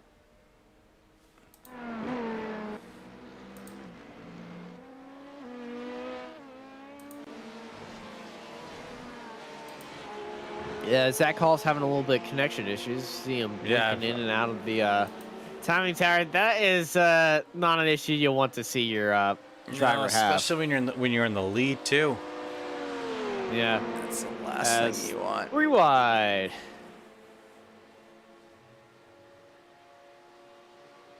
And that is the Limitless. Was it the Limitless Esport car? It was the Limitless Esport car going slow on the bottom. Yeah, that was Fuller. He just ducked into the pits. Let's take a look, see what happened to him here. I think it was just I'm out of fuel. I need a pit. Oh, if he had an Early issue. in the lap. Oh! Whoa! Yep, there's the issue. Because he's missing his front end. I didn't notice that he didn't have any lights on. As when we were watching Kaprowski and Robinson, I saw a LMP2 with no front end, and then we saw Pooler jump into the pits, and there was a notice that in our wonderful SDK timing software that Carl Ploy had crashed. So I don't know if this is me just being tired or anything, but I almost said 3 different classes, 3 wide. That's probably why I thought it was a different class. Robinson's really caught into the tail of Kaprowski right now.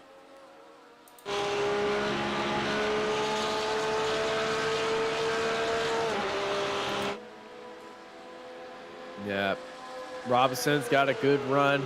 It's not going to be close enough to really launch a move from right there, but he is still putting that pressure. But look at the LMP2s right behind him. Those LMP2s going to have to take a little rain check on this move right here. Or actually just go right ahead.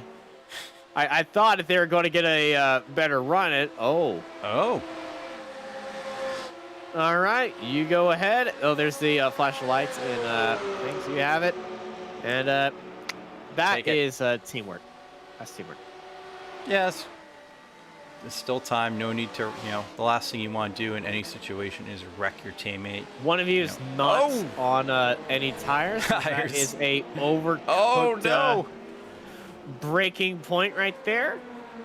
Yeah, one's on crazy tires, and the other one is not. Yeah, Nicholas almost lost it down there in that first section, and almost gave the lead back to Ryan. Don't you just love that when you just like let somebody by? So I'm not going to race you. Be your teammate or just some random person that was just bumping you constantly, and you just find them in the next corner, just crash in the wall. And you're just like, I told you. They just sent it in, and it's like I let you go for a reason, because I would have been involved in that if in the next lap or two. I used to do that in VRS GT races. I'd just be chilling, and I'd just be behind a group, and I have this guy behind me just like, want to go. And so I'll let him pass, and I'll find him in a collision. This is that summit point in that tight left-hand hairpin with about 7 other cars off the track. That is a brutal section. And I thought to myself, I'm just like, called it. There is a lot of hurt and I just feelings. kept laughing. There's a lot of hurt feelings. Mine, I wasn't one of them. As we see, it's like Sora and Ellis have both entered the pits. These guys refuse to really be separated by much. Yeah, they it's very similar strategies after their first few stops, and now they just kind of adapt to the same strategy, and now they're just in that fight for third. Yeah. Ellis jumps out. The entire field is lapped, besides Cat 5 Red and Podium Hunters Esports, which has been the race we've been following, and it is a equal stop by Ellis and Sora, Endurgate and Cat 5 White, and they have 1 hour 40 minutes left on the clock for these drivers out here. Yeah, let's hope Hall's kind of figured out his connection issues or got them resolved, because that was, that would have been really tough for him, if something were to happen, especially while leading this race and having a fairly solid lead for, at this time. Hopefully Steam for him is not downloading that massive patch for Battlefield 2042 right now. Surprise. Surprise, we gotta fix this broken game. Surprise, if Windows is an update. Oh yeah, I need a surprise. NVIDIA requires a card update.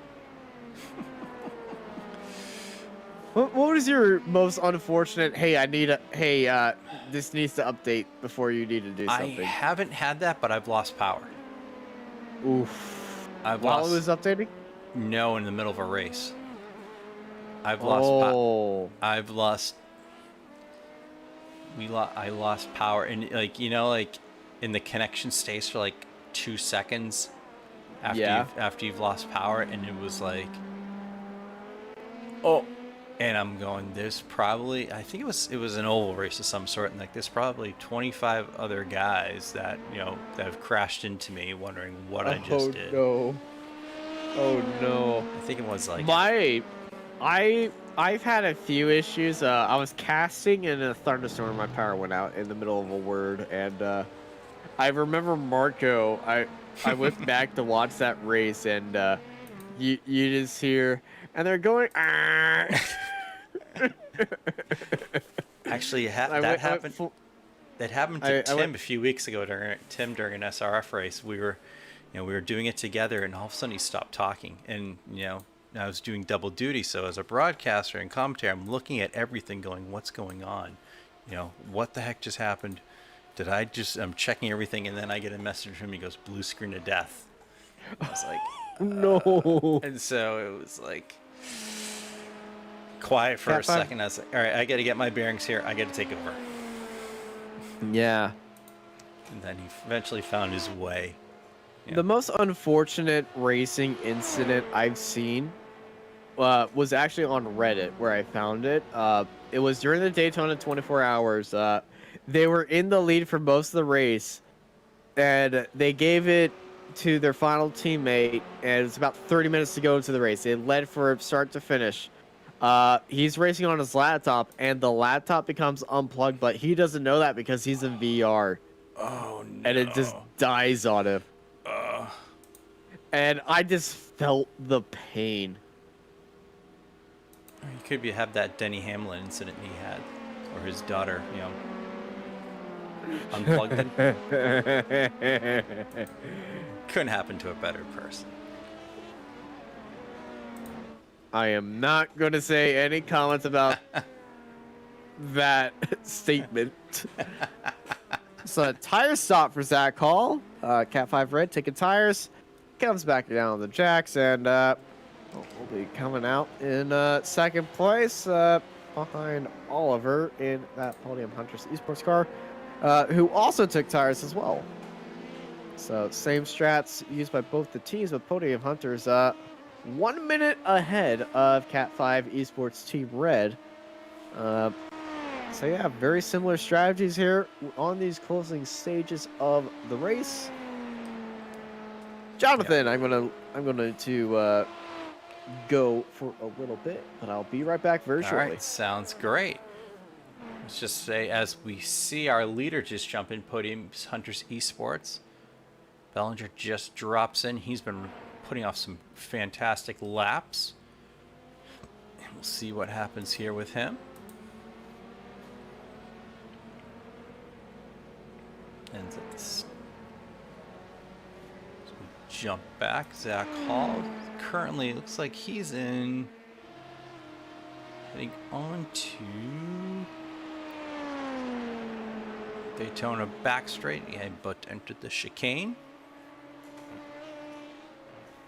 As we see that Bellinger's in the pits, our 8th place. Stower's in the pits as well.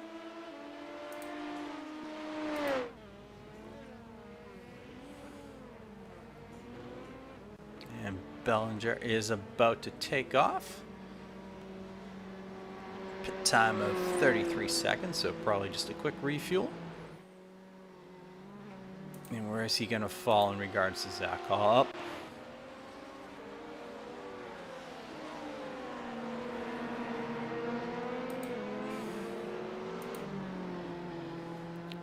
Bellinger retakes the lead. Zach Hall is going to be about 6 or so seconds behind him. So great strategy here by the Podium Hunters Esports team. With Category 5 Esports Team Red currently in second place. These have been the top 2 guys so far, these 2 teams. Then, you know, right behind them, Stephen Ellis in the Team Endurogate, followed by Vincent Sora in the Category 5 Esports Team White. Jump over to our GTE class leader. We've had a driver change with Jordan Cozy in the car. That team far and away the best team in GTE.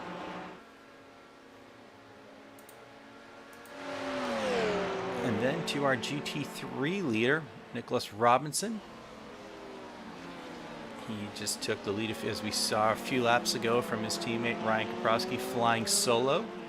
And he's trying to go on that one stint of tires. So look at this battle in front. Looks like Sora's trying to get around traffic here.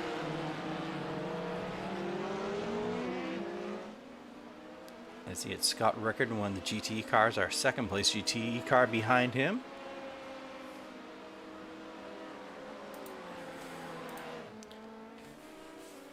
Bellinger with that lead, with about a 6-second lead right that time.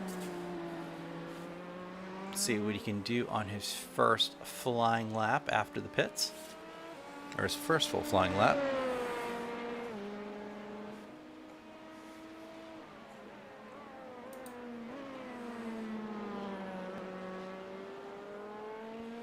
What did I miss? You missed Bellinger went into the pits. No, I saw that. Do you see the or he was about to head it, or he maybe was. Oh heading no! also. Yeah, Bellinger went into the pits. We had a driver change in GTE. In our GTE class leader, Jordan Cozy's now in the Corvette. So that's what's gone on. Man, I know that was just like two things, but you made it sound like it was so many things happening. I choose the best times. And Zach Hall's starting to chop that time away. You know. Yeah, Oliver did not take tires that last time by. No, Zach Hall is on that newer set of tires. And I believe Zach might be going to the end on these tires. Track temperature. Well, we're really going to be seeing that comparison right now very soon. Here's Zach Hall coming across the line.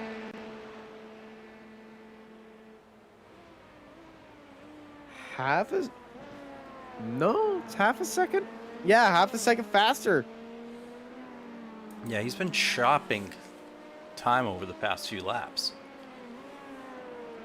Yeah, I think when Bellinger came on the pits, he was about 7 seconds or so ahead, and now he's 5.5 ahead. So Hall is really on the move right now.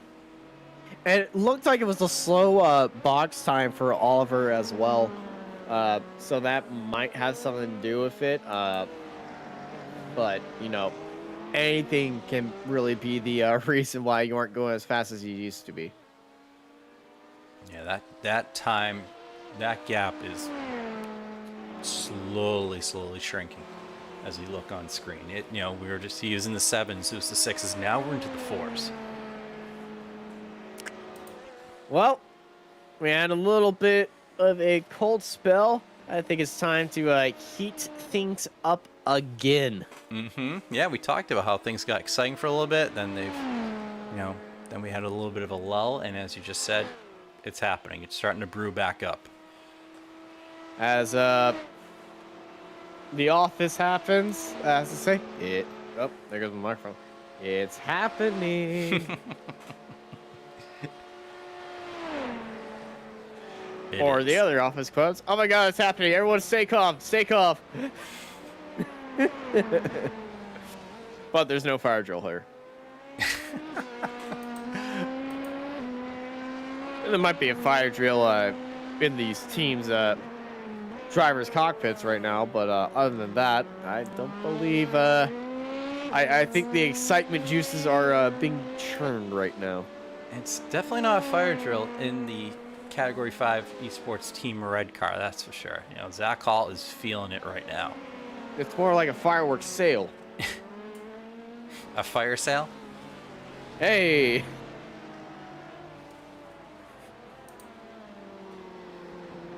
If the Cat 5 team had a fire sale, what would the percentage off be? It would have to be 5% off. That would be a horrible sale. Or 55% off? 55, that's where you go. Has to at least have a 5 in there. Maybe yeah, 50. It has to have some variation of 5 in it. Okay. Cat 5, 25% off. There. Cat 5, 35. Cat 5, 45. Then that super Cat 5, 55. Order this Sunday, cat5esports.com. Get your favorite Cat5 Esports gear for up to 55% off. Order by Sunday and get a free shirt. Everything being said right now is complete jokes and not an actual thing going on. There's no sale going on, but That Bellinger we has know of. the gap has increased. We talked about the gap went down, and the gap is starting to pick back up again. Yeah, Zach Hall had a rough lap that time. 3 seconds slower than usual. Got held up by a car.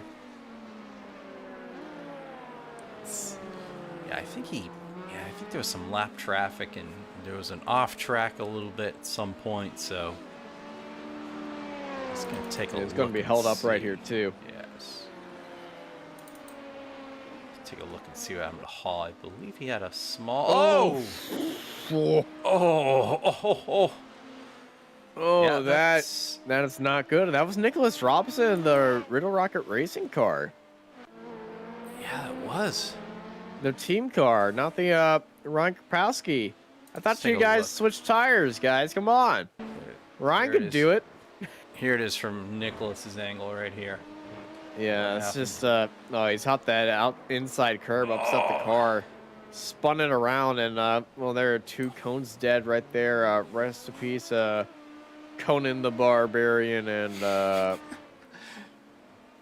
John Zach almost got it twice there. He Zach- almost got it on the initial spin, and then when the car started rolling backwards. Yeah. A lot of things could have gone wrong right there for Zach Hall on the Cat 5 esports team. And then when we got back live, it almost happened again. Yeah, I think we're starting to see driver fatigue. Driver Yeah. fatigue, tire fatigue, car fatigue, internet Yeah. fatigue, commentator fatigue. Well, at least for me.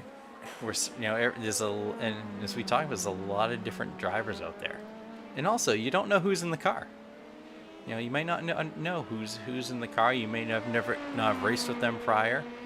There's so many variables in endurance racing, especially as you get deeper and deeper into the race. You don't know their backgrounds. They don't know your backgrounds. They don't know. You don't know if, hey, this guy loves the LMP2 but doesn't like racing in iRacing official races. Yeah, Or this guy doesn't have an iRacing driver's license. Hasn't raced on iRacing official road races at all, but he is somehow quick in the car. Looking at our license levels, especially amongst the top guys, there is a lot of safe hands with, A4.0, A3.1, A328. So there are some safe hands at the top of the field. Zach is really cutting that corner tight. Yeah, he is. And there's no limit on incident points in this race. There's no penalties. There's no disqualifications. They can get as many as they want. So this is basically rules let free racing.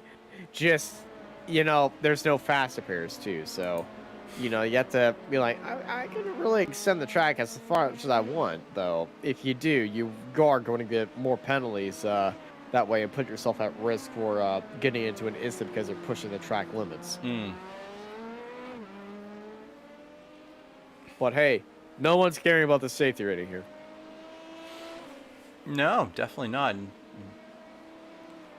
It's just maximizing the track as much as you can without, going over the edge. And Daytona's inner road course is pretty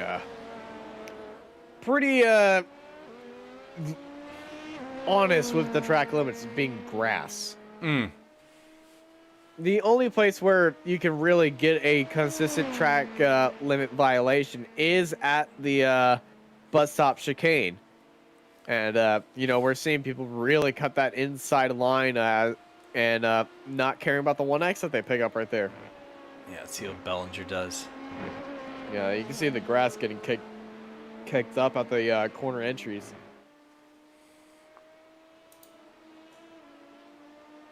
Yeah, Hall's really cutting that at times.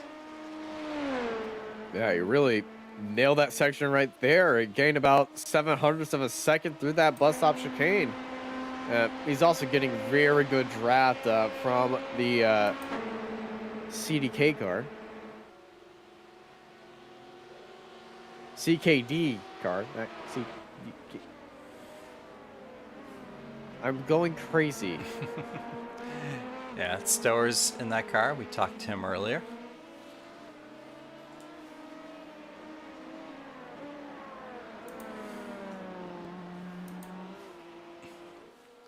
Looking at our GT3 leader, Nicholas Robinson, after his little excursion in the chicane.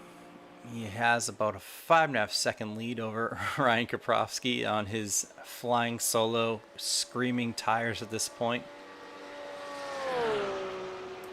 He's probably looking at the clock, then at his tires, and just be like, "You're feeling good." And then just be like, "I could do another stint on these. Hour and 30 minutes left. I could do Less than an hour and 6 30 minutes." Yeah.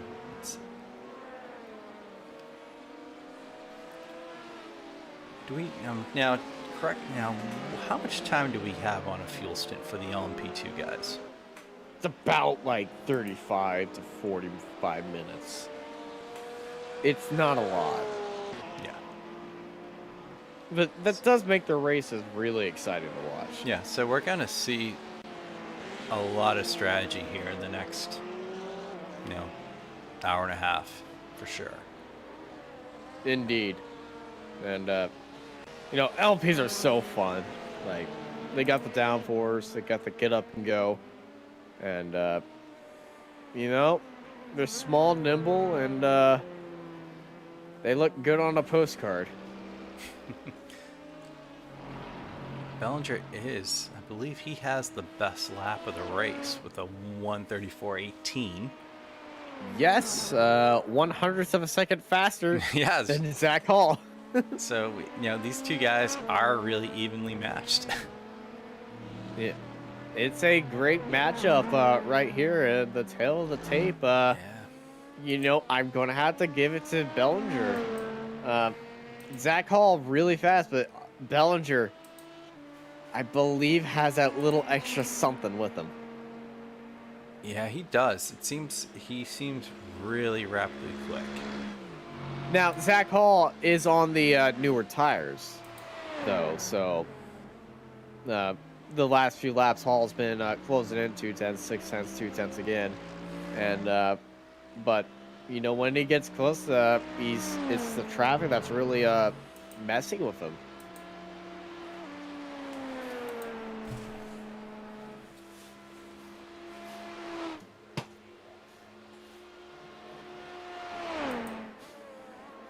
Take a look at our third place driver, Stephen Ellis. He's maintained that gap, from Sora. So these guys were going at it earlier, and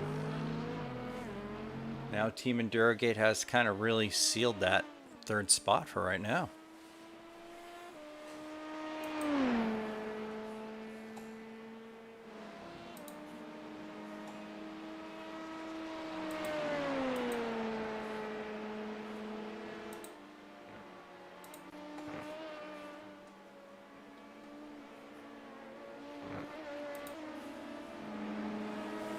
Yeah, Endurogate, they've just been consistent right there, and they built that gap, and now they're up into third.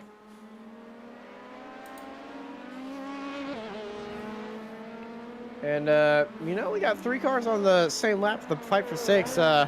Podium Racing, Argentina, and CKD3 and ZP Motorsports, they're all on the same lap. Now, they're separated just by a little bit. But the fight for 7th between CKD3 and ZP Motorsports is going to be very interesting to watch. Yeah, the dive bomber is closing the gap just a little bit to Brandon Storer. So, as you said, Team Argentina is on that same lap as well. They're just 39 seconds ahead of them, but, that gap can fall. We've seen it happen.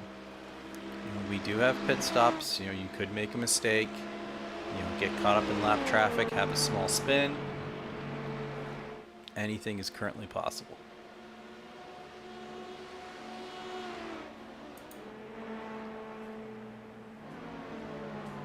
It looks like Bellinger's kind of pulled that gap back out to about 7 seconds.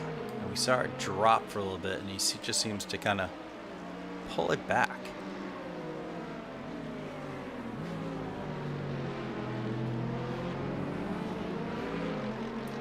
Yeah, this traffic can do a lot of things here. Oh, definitely.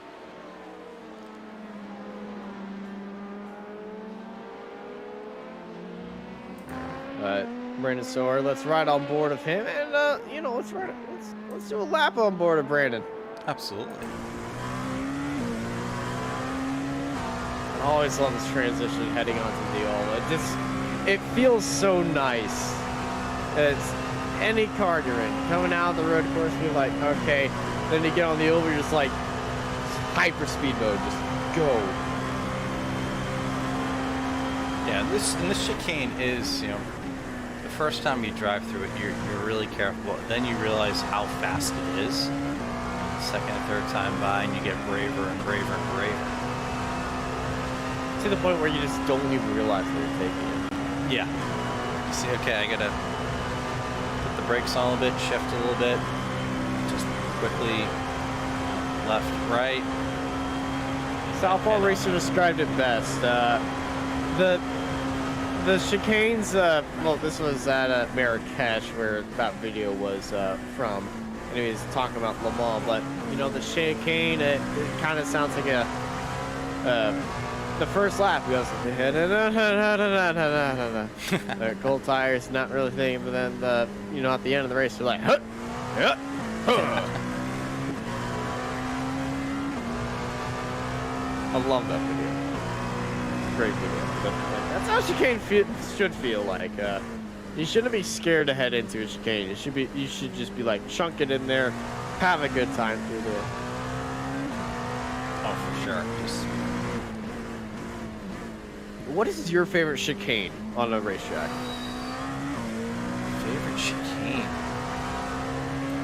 I never thought that deep about it. I'm trying to think what my favorite... That's a curveball of a question, I know. Oh, God. I'm thinking of it, and I just can't think of it. I see it, but I can't think of the track right now. Oh, my God. I despise the Lime Rock chicane.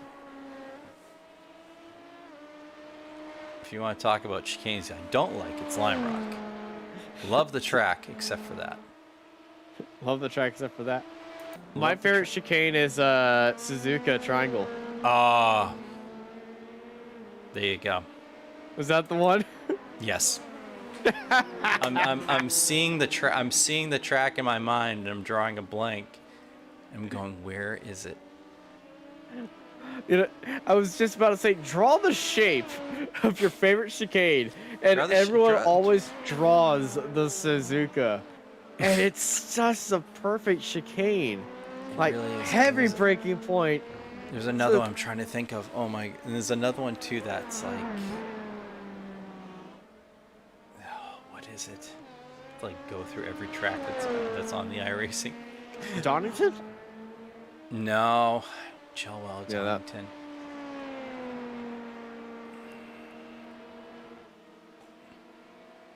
Well, if y'all want to talk about your favorite chicane, put it in the YouTube chat and then argue why you hate Lime Rock Park chicane. Love the track, hate the chicane. I love the chicane. My second favorite chicane is the Lime Rock Park chicane. Yeah. The reason why being is that's the layout where I got my pro license on. Ah. See, I live in the Northeast, and Lime Rock's I guess you would say my home road course. And, you know, so I've been there a lot in person, love driving the track without the chicanes. It's just, it's, you know, nice and flowy, and then you throw that dumb chicane in there after No Name Straight. Well, the fun part about it is, in the slower cars, the slower Formula cars, yeah, you can really, like, if you know that track, you are in a god tier of Lime Rock Park. So, I think the reason why I love it more is more that I can actually have a good race week out there and get more polls on my iRacing account. Though my finishes will probably stay the same because the draft will just get Yep. right back up to you. You just get taken out ahead of you turn 1 again. I'm not salty in any way. It's just it happens every what's your- freaking time. What's your thoughts on the corkscrew? Ooh. I've raced a corkscrew in real life. Was that somebody Really? off in the inside? I'm seeing things on my monitor, okay? But yeah, I've driven the corkscrew. I've raced it. It's so fun. I know the first time I did it, I was doing the track walk and I looked at it. I stood at the top of the corkscrew and I just looked down at it and I'm just like, we have enough downforce on the car to make this, right? It is what I said, and everyone just had a good chuckle of it. I was like, I don't know if I want to go down this. The drop? Yeah, the drop. But you know, I went down it, and the first time I did, you know roller coasters, right? When you go down that hill and you get the stomach thing, where just like everything lifts up inside of you. Yep. Mm-hmm. Yeah, that happened to me. And I got that feeling like every time, and it was so weird getting that while down there. And I got to the point where it doesn't happen, but like for the first 10 times in that practice session, every time I'm just like not having a good time.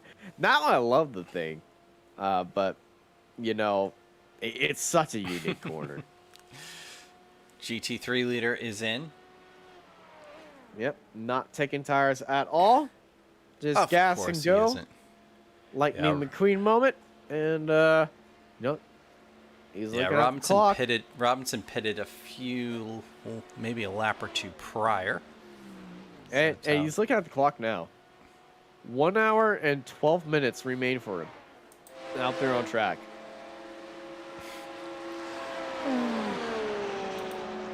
And at that point, you're just like looking at the clock, look at how much fuel you have in your car. You're just like, can I make it to the end of this race? I know these GT3 cars have a fuel tank the size of a water buffalo. So they can really go for a while, and I believe they'll be making it to the end. Yeah, It's he's just, probably gonna make it.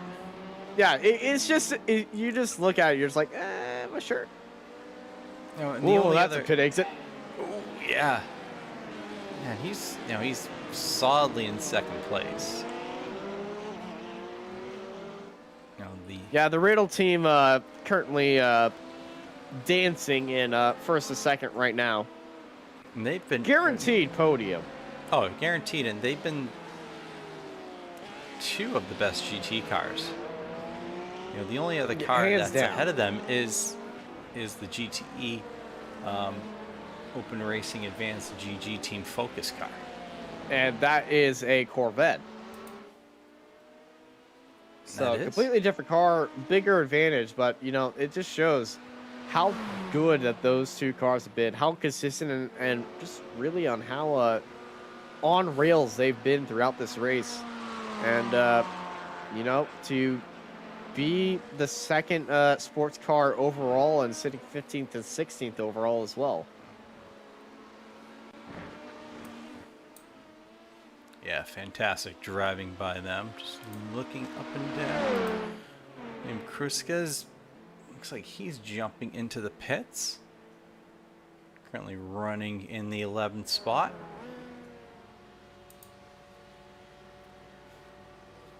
Turns it into their pit box, gets it stopped on the dime, is getting everything repaired and on that jazz.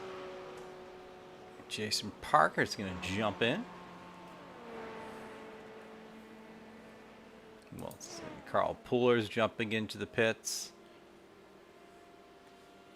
So it looks like we're going to see LMP2 cars jumping in the next few laps or so.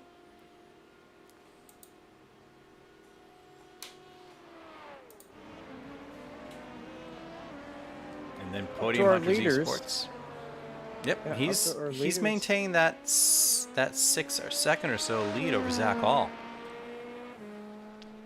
Yeah, it's been a great, great run for Oliver. And if he's looking in his mirror at all, or just having somebody talk in his mirror, just be like, hey, Zach's just been keep running into traffic at the wrong spot at the wrong times. But Yeah, Zach- last lap by Oliver, 1:34.9. Oh yeah, Zach had that charge, a little while ago, and then Oliver's just kind of pulled it back out again. Just running such fast, consistent laps. Yeah, and he's not the only driver in the 134s. Cat 5 Blue, Brian Johnson, just did a 134.8, and Juan of Podium Racing Team Martin just did a 134.7. So they're starting to speed up here. It's go time. It certainly is go time. Now these LPTs do have one more stop left, but I can tell you what that is going to be: gas and go. Yeah, absolutely. At this point, it's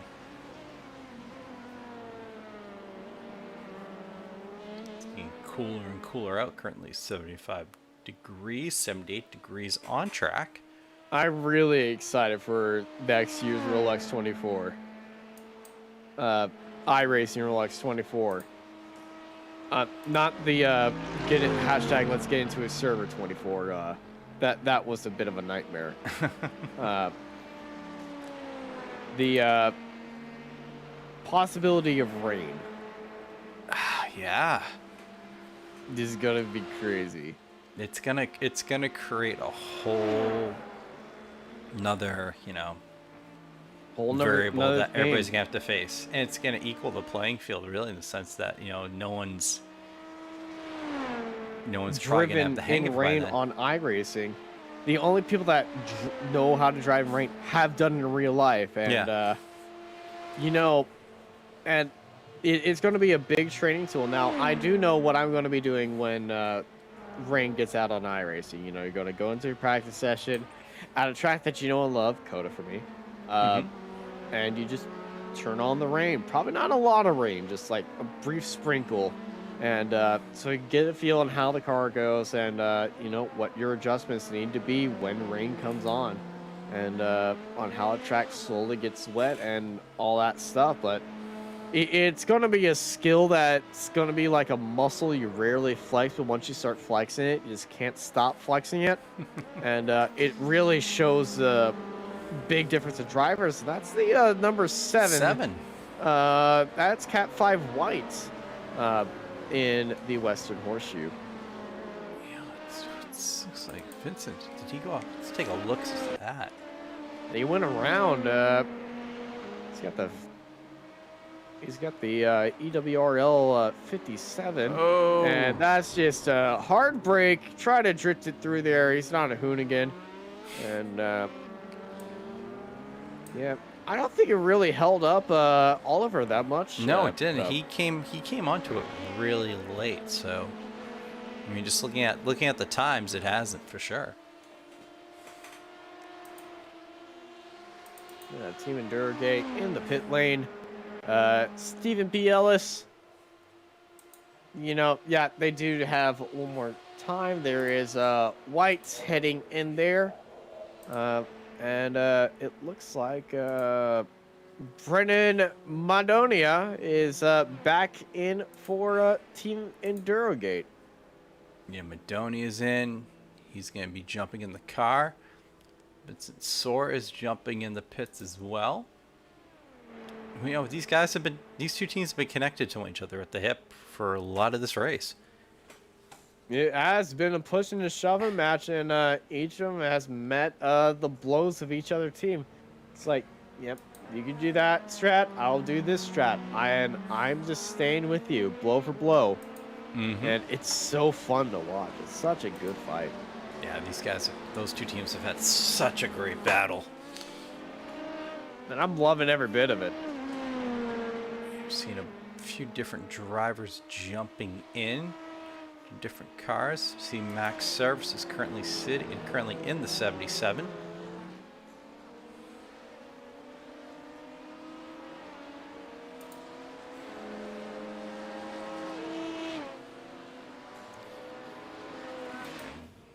Looks like Sora's going to be taking off now. Yep. 2-second faster pit stop time by the Cat 5 boys. But they didn't swap drivers. They just took tires. So Brennan Madonia is on those worn tires that they've been on. Vincent Sora, it just took tires right there. So they didn't gain a lot of time from there. If Vincent just did gas and go, they would be ahead and sitting in third place right now. That's true. And Vince, and Brendan hasn't been out there. Vincent's been out there. Now let's see how quickly Brendan can get into the flow of things, get going. We know how quick Vincent's been. But that's probably a strategy call too, because you do have one more stop on these tires. Is Brendan? How long have those tires been on for that car? And can he keep them alive for that long, or will the newer tires by Vincent get up to temperature and able to stretch it out? These are all questions that are great in endurance racing. He keeps you guessing. It does. There's so much strategy, especially now as we head into that last hour.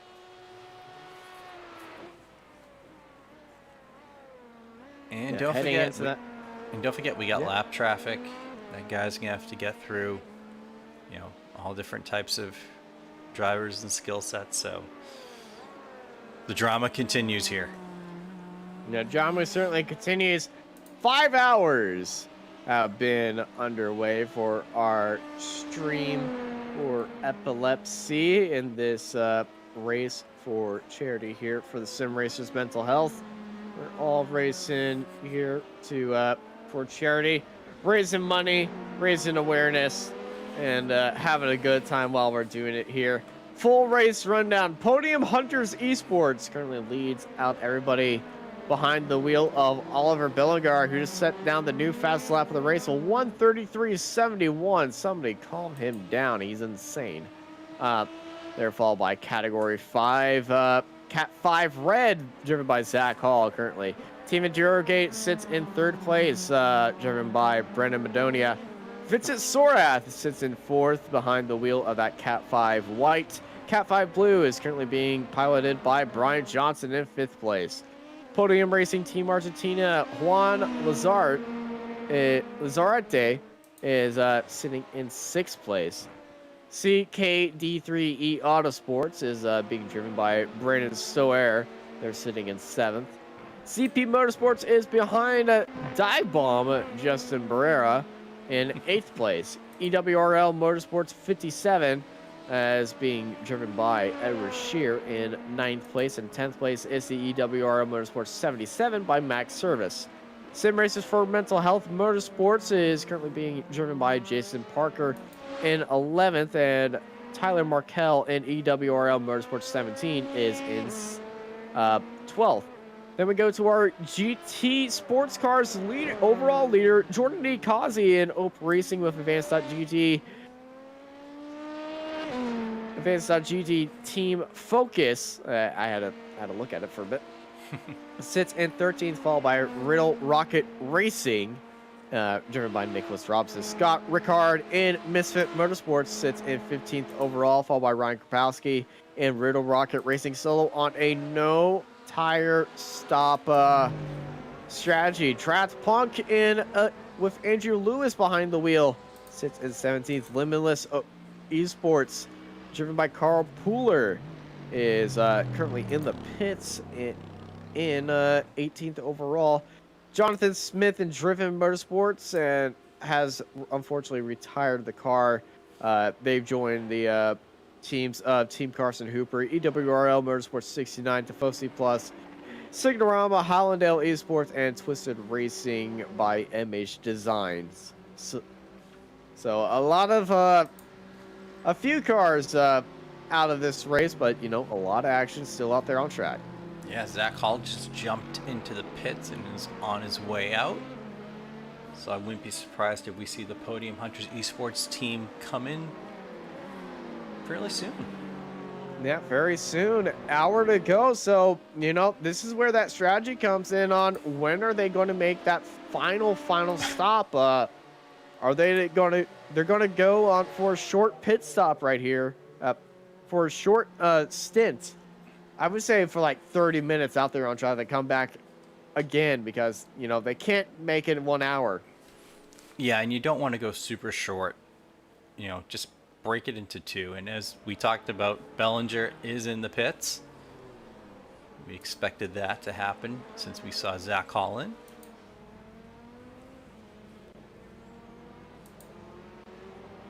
Looks like we're going to see a driver change as well. Yeah, driver change. Jesse Olsen is back in the car. Now, does that swing advantage to Jack Hall? Because when Jesse Olsen and Zach Hall were in the car together, Zach Hall was gaining time on Jesse Olsen. And also, I see that car up on Jack's.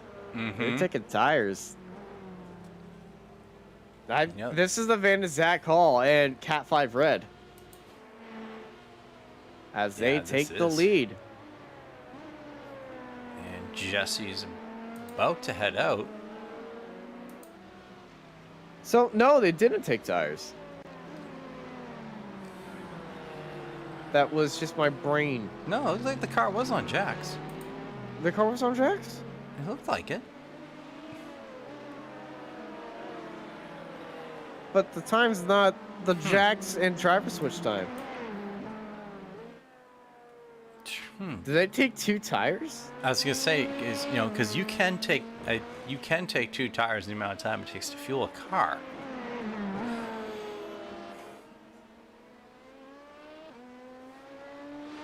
That is quite possible.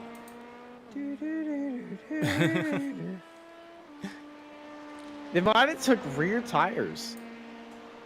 Only. You know, give the car some grip off the exit and really go after those exits. Yeah, that's the only shout that I can get because we saw it up on Jack's. That is a bit of a smart move. Looks like Carl Puller ran into an issue. Yeah, pull. Ooh, ooh. It's too much mustard. Got into the grass and around it goes. That was in front of one of the Porsches, one of the Riddle Rocket cars.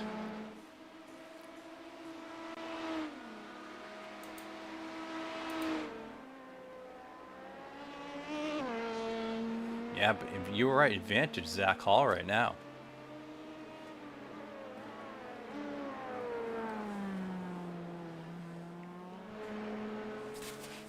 Also be interesting to see what Jesse does over his next few laps. If he does have fresher tires. Yeah, Jesse, you know, has a better I rating than Zach, but Zach, you know, I think is a little bit faster than Jesse. But with those tires, Jesse might be at the advantage right here. And I love this. An hour to go, and I still have no idea who's going to win. Yeah, you know, because we know that they're going to have one more pit stop for sure. So there's going to be some drama. There is some drama left with pit stops. Who goes when? What do they do?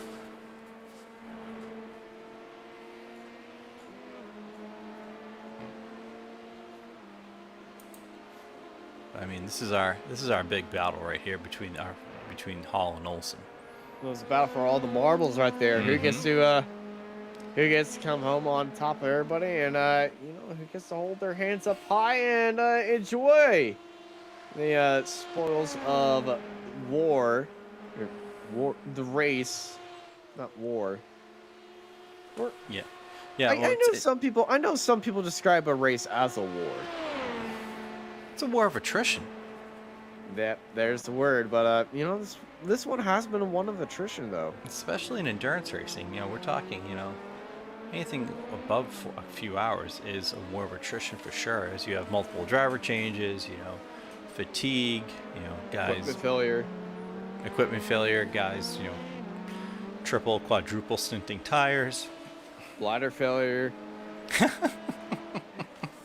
I think that's only a sim racing one that people worry about. The real life drivers, including me, we don't worry about that one that much. We just do it. That's what the suit's for. Yep, that's what the suit's for. We don't even dry clean it.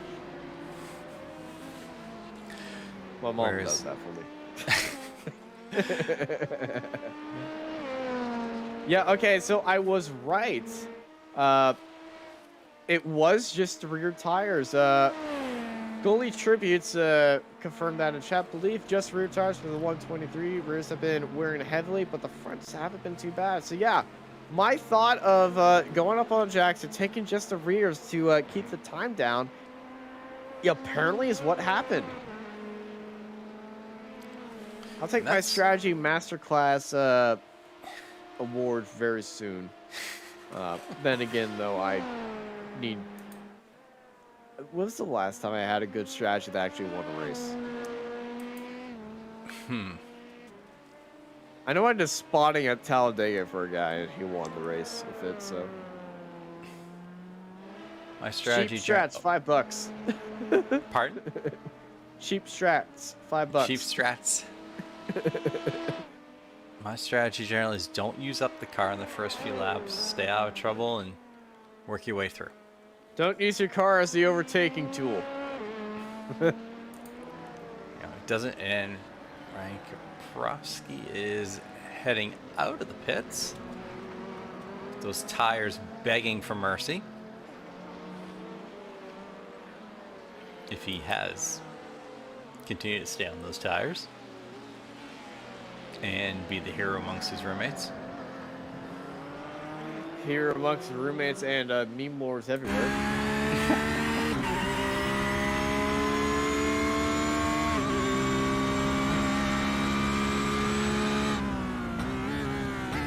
Those tires are begging for mercy.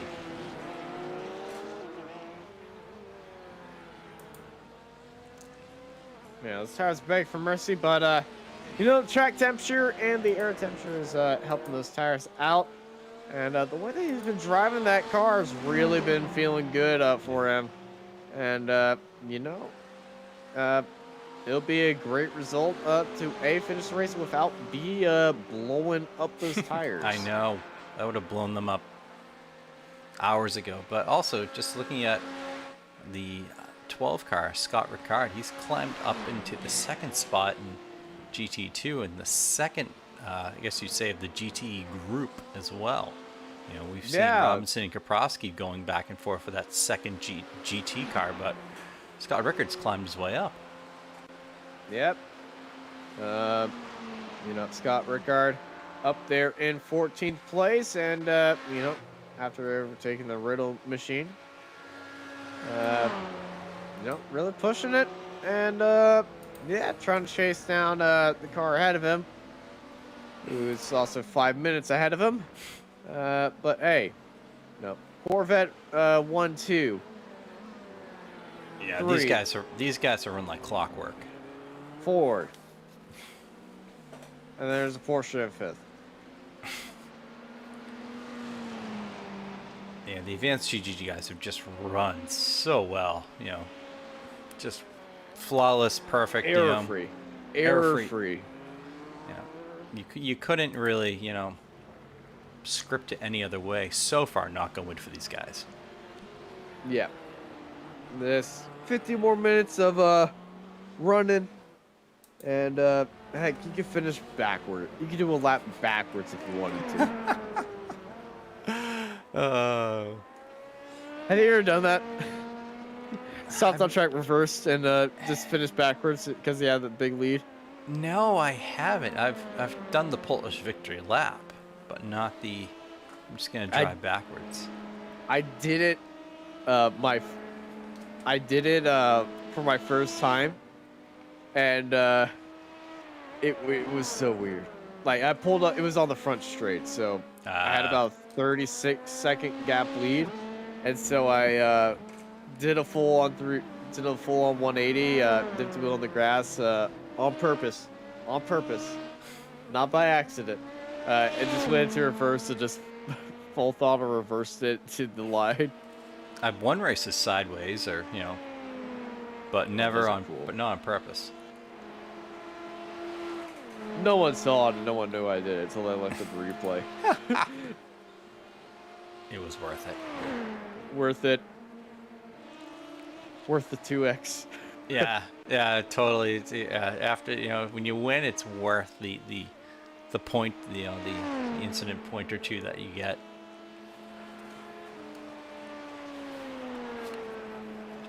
ZP Motorsports head into the pit lane.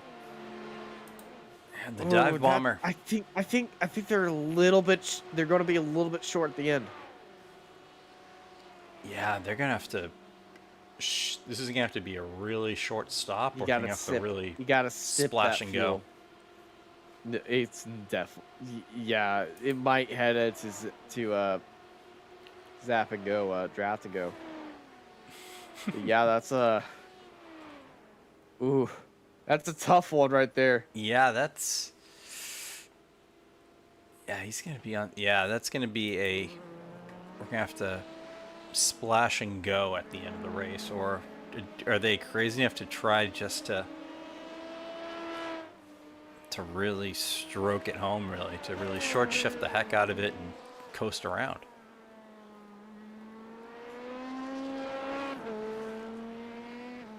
He's still in the pits. We look at Zarte, currently in 6th. That team's climbed up 17 spots. Unbelievable.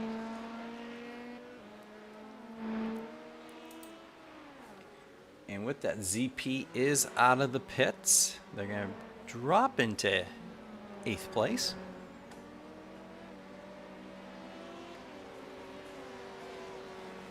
And they're going to have to definitely do a short fuel toward the end of the race. Yeah, short fuel and really pushing it because you got Brandon ahead of you in the CK83, and Justin really has to get going. Yeah, it's gonna have to be some really fast laps set down right now by him. And as we're talking about tires and strategies and fuel, Cat 5 Red did not take tires. Podium Hunters took only rear tires. How do you think the Cat 5 car is going to be doing? They're definitely not going to be taking tires. If they want to keep this lead and really put the hands in the game, it has to go to Podium Hunters to really be pushing, and for Cat 5 Red to not take tires. But they've been on these tires for so long. Can you take two? Can you take 2 tires?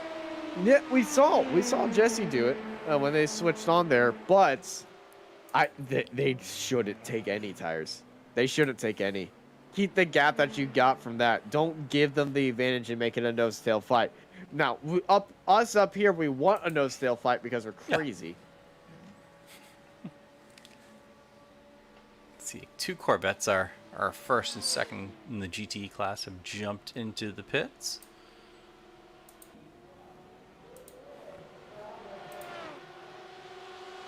Yeah, I think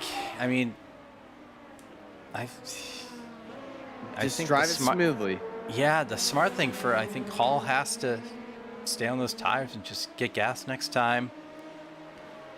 In this 2-tire, Olsen getting 2 tires hasn't really worked out for him, really. As we watch, Hall's in a bit of traffic right now, and he is got to try to find a way around the 77.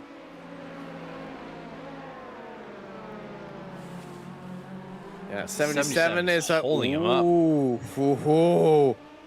That's not going to go. Oh, there's a flash of the lights, and that's going to be cutting down that time some more.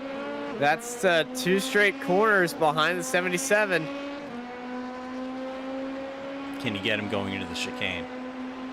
He's going to pass him right there. It was just those two corners that he's going to be annoyed at. And that's going to gain Hunter's about a second right there. Yeah, Zach's got some. I'm sorry, Jesse's got some clean air. Actually, no, he doesn't. He's got a GT3 car and an LMP2 car, Yeah, let's not throw on too board far in front Jesse. of him. Let's start on board Jesse.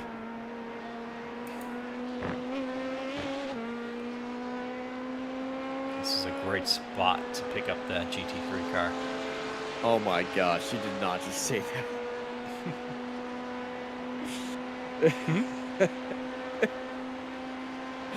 Dalmatians. You weren't even trying for that one, were you? No, I wasn't.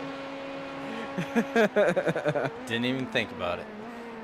See, that's what I commented with Sam Fitzpatrick so many times where we just lay hidden puns on top of each other. And like you always have to be on top of them. Yes, Sam's notorious for his puns and taking drivers' names and twisting them into something else. Yeah. They're great in a way. Yeah. Like, I love them. Like, you know, the fact that I did make a driver retire from the series though, because I just kept picking on one Did name. you really? It was funny. Yeah. Have you not seen the 10,000 subscribers video that we've uploaded? No. Yes. Yeah, we uploaded an entire video. Was this of the professional? This is the professionalism and commentary in the booth. Is this the and it's one just with like Sam 6 making minutes. the tennis comments? Yes. Yes, And it's it's hilarious. because making all the Boris Becker tennis comments he could make. Mm-hmm. Sam Fitzpatrick, who's also a hooligan in an off-road truck, as we saw in an Apex Racing series. Madman. I believe Marco Barbonera talked about how he should be banned from all the platforms. Yes. And I stand by that 100%. Between that And then, you know, I surprisingly got a admin issued a pit lane start in the Aero Monster Cup after those comments. No explanation why.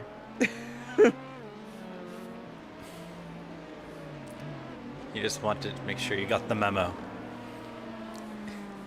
And then he wrote a pun in the protest sheet, and I pointed it out, and then I got another pit lane start. I'm being bullied over here. I think. I'm not sure. I don't know.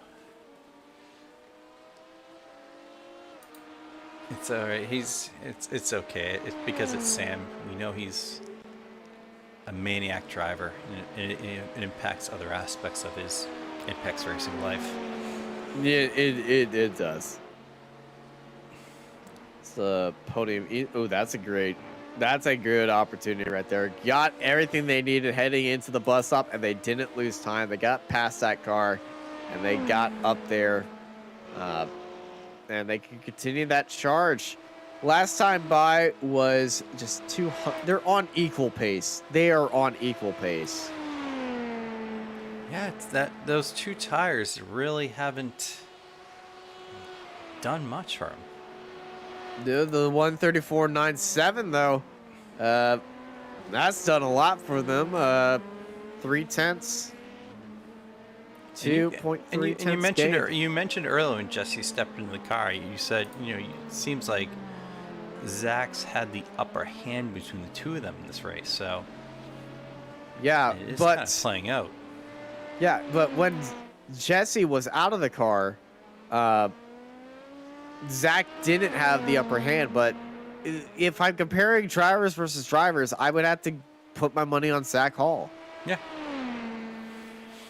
He's been consistently faster than Jesse's from what I've been seeing today. And Oliver was blinding fast in that Podium Hunters car. Absolutely. So when do we see the Category 5 Team Red car jump into the pits? 5:30. 5 hours, 30 minutes. That's exactly the point. The earliest I would say is 5:25 to 5:30. That is going to be the window for sure. They went in at 5. You know, they do as much as they can. With 30 minutes to go, hop into the pit, fill up the tank for 30 minutes or maybe 35 minutes in case you get the clock at the wrong time. With about 5 seconds to go and you come across the line, you're going to run out of fuel. Somebody just went off in the background. That will be Jason Parker. Take a look and see what happened to Jason. International Horseshoe. And the drift mode. Drift mode. Wait. It was a slow drift too. So it wasn't that bad. Such a easy place for that to happen. But yeah, I've been watching Zach and Jesse go against each other throughout the race, and you know, I've just been seeing Zach just be a little bit better pace-wise. Now, it's not over. If he stays on these tires and doesn't, he'll be keeping that time advantage. But you know, it's the tire advantage that really has me worried. Yeah, it's the only thing that could impact the red car. Is that strategy? You know, we know they're probably not going to take tires, and could that, you know, hurt them in that last tiny bit of this race? Like we saw what happened earlier on when the triple stint happened, and that car really slowed up. They just came back right up there for that fight, and they made the overtake. Yeah, Zach's gonna need not a completely perfect stop, but a solid stop. You know, no speeding. You know, have a good, you know, lap prior to pit entry, good exit lap where hopefully he's not running into a large amount of traffic. You know, everything just needs to work out solid.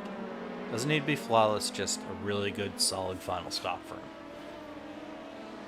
And it looks like Yeah, Jesse's absolutely. going to run in. Speaking of traffic, Jesse's going to run into some traffic right here coming up here. It's going to be on the exit, though. This is what Jesse wants. Get into the draft. That's a sim racer. The sim racers for mental health car ahead of them. And Jesse, get in that draft and you know, getting some top speed. Just hopefully doesn't get held up in the bus stop right there. 30 seconds left until that pit window opens for these LMP2 cars. And there's a few cars ahead of Jesse right here. Jesse could pull a fast one on Zach, go into the pits first, and avoid the traffic. Yeah, that is a possibility. If he sees these cars up ahead, you know he's going to hit them at a point that might not be in his best interest. You know, why not duck into the pits? Yeah, but Jesse's going to stay out there and continue on racing here.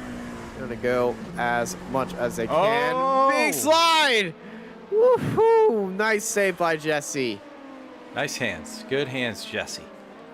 Good hands, good eye, good ears. Maybe taking those two tires helped you right there. Yeah, that they were saying the back end was really worn out, and you know, the car was very rough on them. I think I don't know why. The turn one is just a menace on that rear end.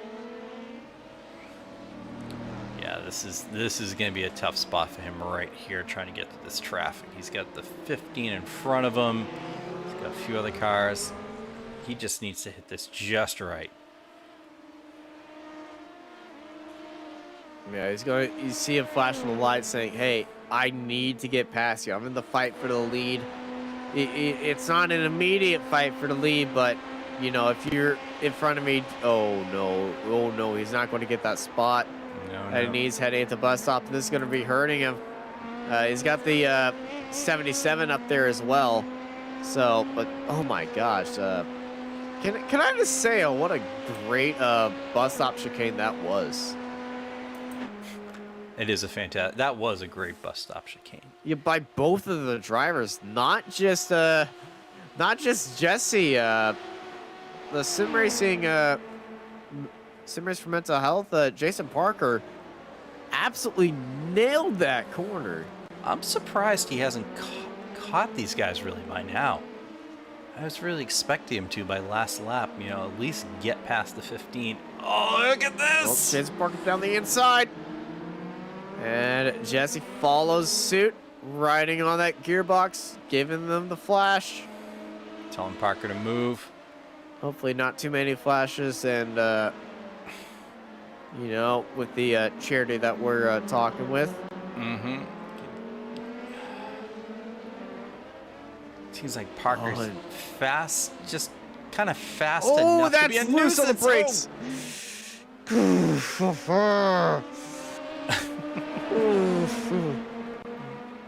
Gritting the teeth and grunting in frustration. Yeah, the lights are flashing. Lights are flashing and probably hands are going up there. And I'm so glad iRacing doesn't have the finger out the window emote. He's probably told Jason that he's number 1 or if he's really good with his hands, number 11. Oh, good number 11. Probably just making him look like, I want to be a bird. I want to be a bird. There's a party in the cockpit right now. I'm having a lot of fun. Ignore the facial. Oh, okay. He sees that car pulling the pits. He's like, thank riddance. He saw the flash of lights right there. Thanks a lot, just buddy. like, thanks a lot, you absolutely wonderful person. You let me save fuel. Yeah, that was tough because, you know, Parker had speed, so he wasn't too slow, but he was fast enough to be a bit of a nuisance right there. Yeah. Last lap, Jesse Olsen's 136.16. Last lap, Zach Hall 135.2. That's 9/10 gained from that right there. Yeah, Zach Hall is loving that. I don't think Zach Hall knows that. No, he doesn't. No, I'm sure he doesn't, unless someone told him. Just like, hey, Podium Hunters is in traffic right now, and the car that they're trying to pass is not being a nice one to them. Jesse's having a fit trying to get through traffic. Yeah. Or one of my favorite spotter calls. He's driving. No, Jesse's not Canadian, but you know, I can still use this because it was a heck of a call. He's driving the Maple Leafs off this car to try to keep up with you. Where'd you hear that one? IndyCar Gateway Santino Ferrucci's spotter. It was. Who do you say that about? Is it James Hinchcliffe? Of course, it had to be Hinch. Yeah, he passed Hinchcliffe, and then Hinchcliffe is trying to catch up to them, but he just couldn't do anything. The spotter came on. He's driving the Maple Leafs off his car trying to keep up with you, and I heard that. I'm just like, I'm keeping that.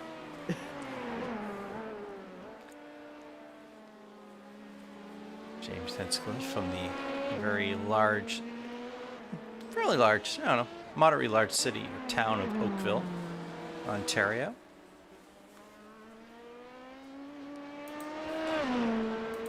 I know this because my wife is Canadian and grew up in a neighboring community. Nice. So I've been to Oakville. I don't know much about Canada. It's fantastic. I've been there as a child, but to Glacier Park.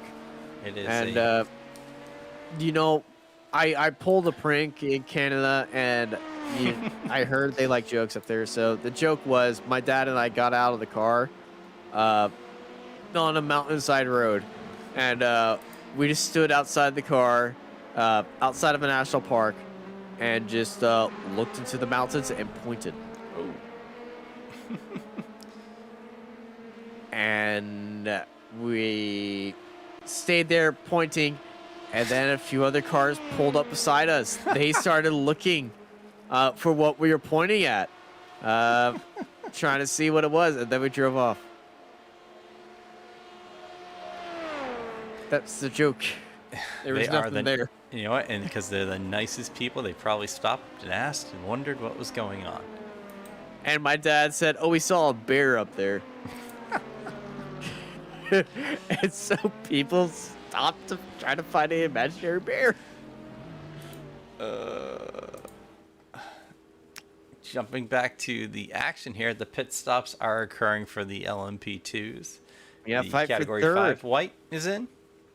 Yeah, fight for third. Cat 5 white.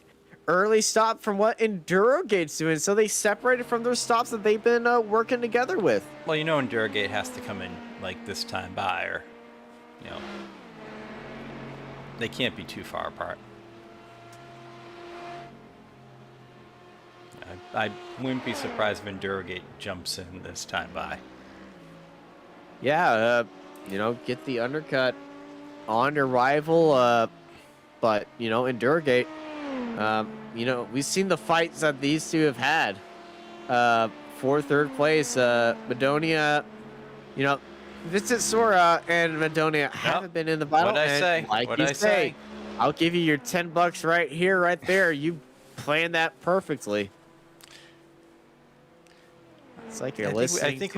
I think we've seen these guys go back and forth, and Sora's been in the car for I feel like pretty much the good entire chunk of time. I feel like most of the time I've been with you, Austin. Sora's been in that car.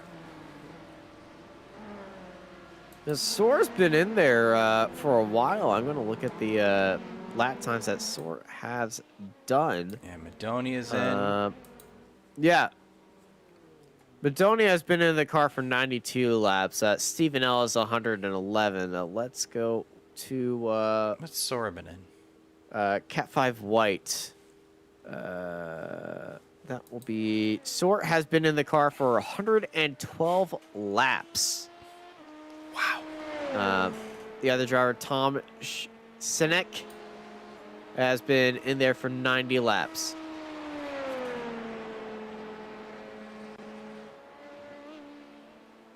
But yeah, Sora's been the main driver of that car.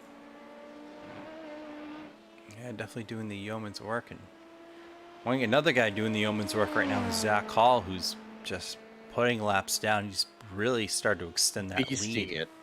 Beasting it. It's now 18 seconds, and the traffic and just the performance of Zach Hall, combination of these two is really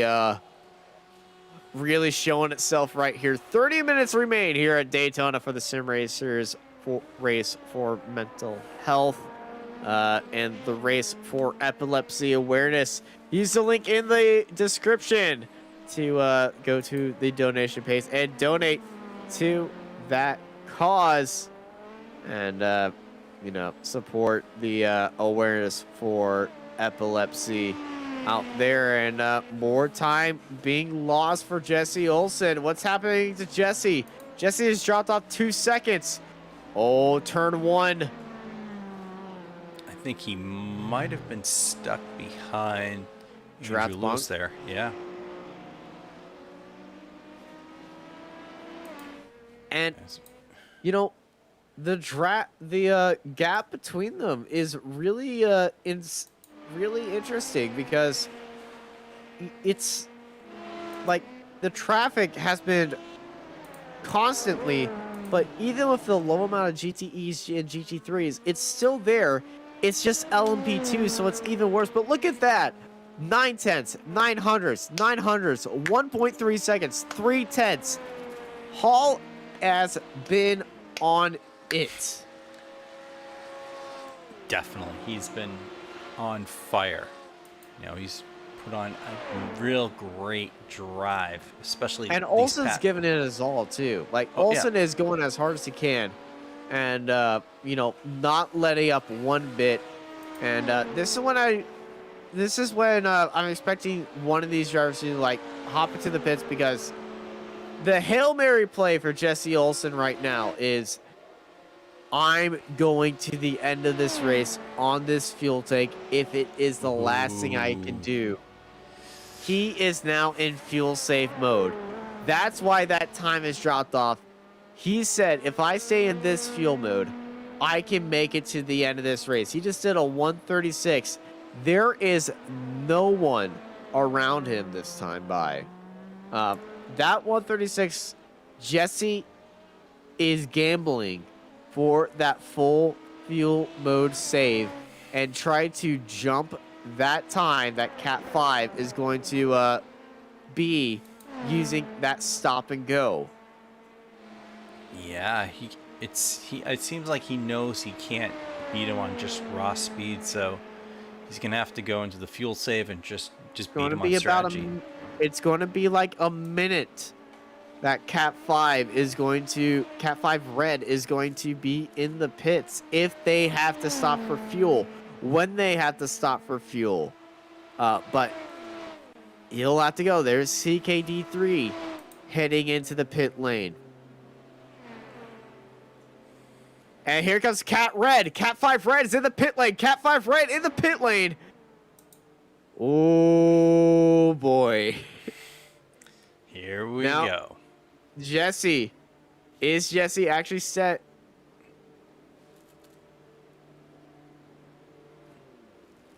Now, Jesse might be doing what I'm saying, or I just might be causing a lot of drama.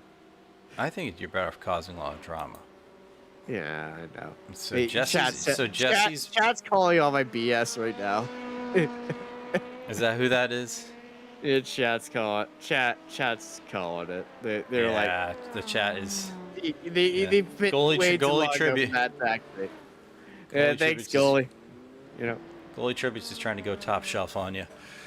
top shelf. Austin's being crazy. Don't believe him. I'm like, So yeah, I know. So Don't put Hall's me in out.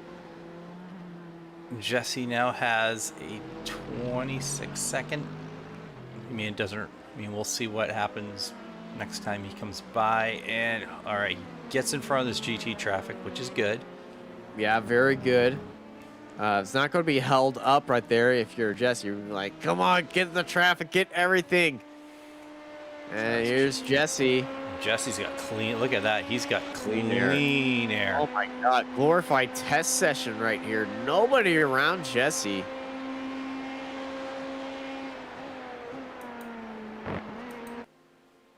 Hop, skip, and a jump across the chicane and continue it on.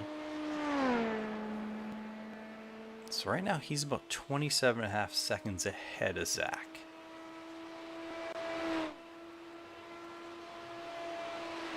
And Jesse into the pits. All right, shorter pit stop expecting for Jesse by well, you know, pitting a bit later and less amount of time left on the clock. Here is Zach Hall. NASCAR 2. No, this is NASCAR 3. Oh, sorry.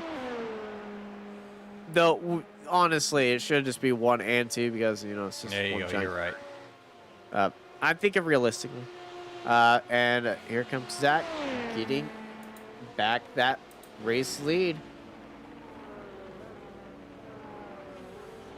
And it's just a 1 lap difference, so it's not going to be that big of a time, but the time spent in the box is 2 seconds shorter for Jesse Olsen. And that gap between them is going to be about 17 or 16 seconds now when they come out of the pits. And yes, it is 16 seconds to 17 seconds. Yeah, And it seems like it's going to be kind of where it was prior to the pit stop. yeah, it's not much of a it's much of a nothing burger at this point. But ooh, this is what Zach doesn't want to see. 2-car traffic right in front of him and in a very tight spot as get onto the binders off the exit. And that's going to be great news if you're Jesse Olsen. 20 minutes left. Oh, he can't do it. He's boxed in right here. He's going to be stuck on the outside too. That's the 20 on his inside of He's going to have to hope the 20's nice to him. Oh, he's really going to have to go for this move. And 20 didn't really give him a lot of indication that he was backing off right there, but, you know, he let him by. But, yeah, that gap is going to be, that was not the best situation.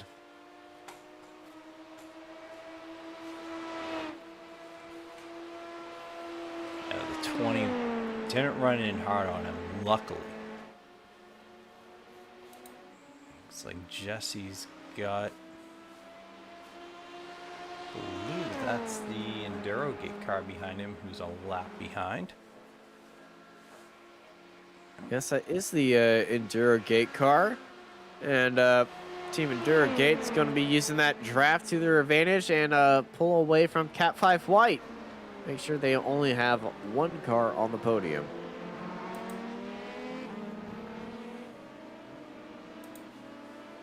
And our GT leader, Danny Hamilton's now in that Corvette. That team, as we said, has run like clockwork. Yep, right onto the gearbox is Jesse. And Jesse is just pushing like a madman right now, trying to get everything out of that car. 20-minute sprint session. This is the hot stint. This is everything for it all. And Jesse is not leaving anything on the table. Yeah, he's just gonna have to run as hard as he can for the next, 17 minutes. But I mean, as we've talked about, Zach Hall is just driven. It's a couple great stints here.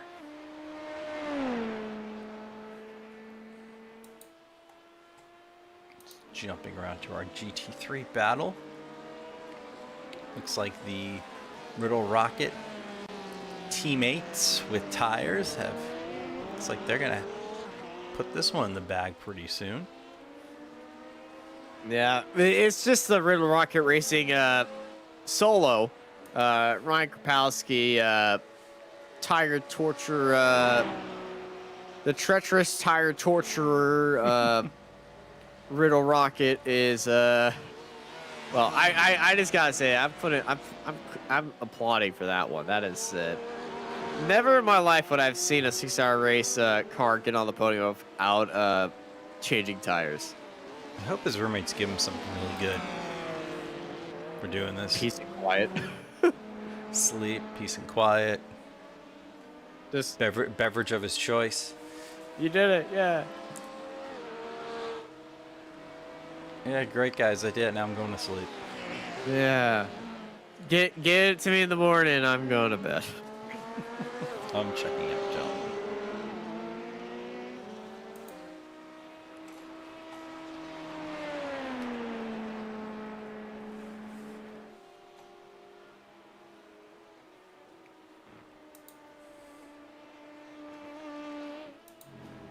Just looking up and down our timing tower. Well, it's like the battle for 6th and 7th is a little close here. Morant is in the 6th place car, and the Dive Bomber's in the 7th place car. Ethan Swan, he had to change tires. Say it ain't so. He already gets all that. Say it ain't so. I don't wanna believe you. Please. Did you change tires while we weren't looking? I don't know. We need a No, spotter. I believe Ethan is with them. So Is he? yeah.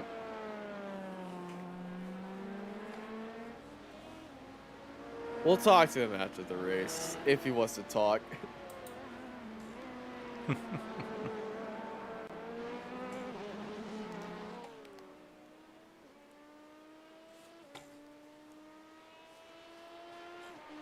Take a look at the lap times.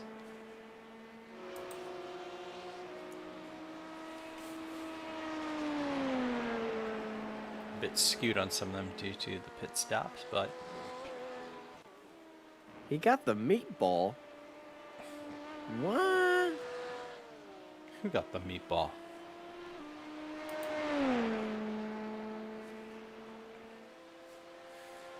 Like, did he get a flat?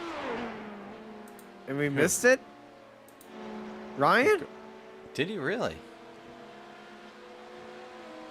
Team spotter, I suppose.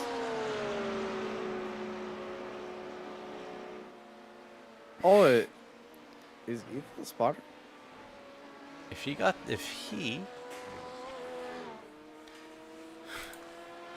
do I want to try to if he got the meatball, that might have been because he did get a flat. do I want to try to what if I'm just looking do I want to try to go through and look for his pit stops and do a replay of a pit stop at this point in time?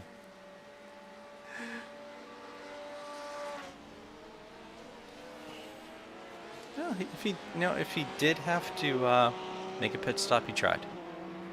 Yeah, he definitely tried. If he got meatballed, we're not going to hold it against him. Ryan got the meatball, pitted left front was at 1%. Okay, yeah, he fails. Challenge tried. fails. He tried, though. He tried. Thank you, Ethan, for Thank you, letting us Ethan, know. for letting us know, clearing that up, and crushing my dreams. and thank you for not making us watch a bunch of Ryan's pit stops just to see. Yeah.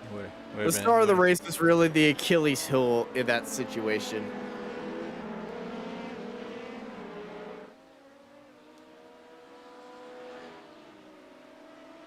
I was going through his lap times, and I'm just like, okay, which one was longer than the other? But no, they're all nearly the same.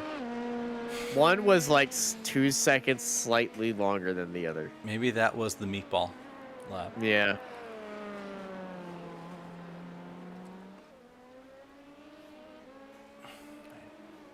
So looking at our time trial, it looks like everything is kind of locked in right now. I mean, the only thing that could potentially Is Jesse happen... doing a 1:34.6 and being an entire second faster than Zach Hall last lap, and pushing like a madman. Yeah, but you got 12 minutes. I don't think he doesn't have the. I don't think he can make up. Anything you know? Oh! That doesn't help. Yeah, that's not helping right there. Almost contacted with CKD3. Jesse's had really tough luck with lap traffic. Yeah, lap traffic and Jesse go as well as Honey on a... Honey, okay, I put Honey on something that didn't really taste that well.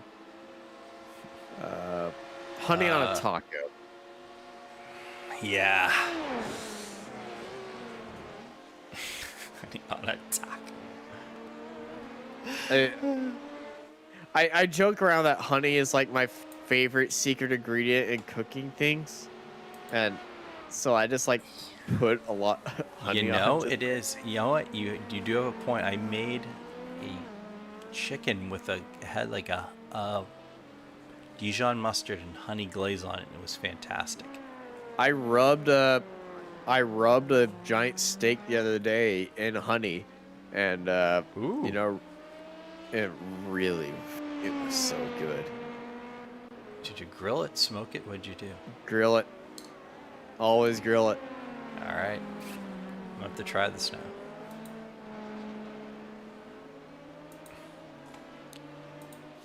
Got 10 minutes left here in Daytona.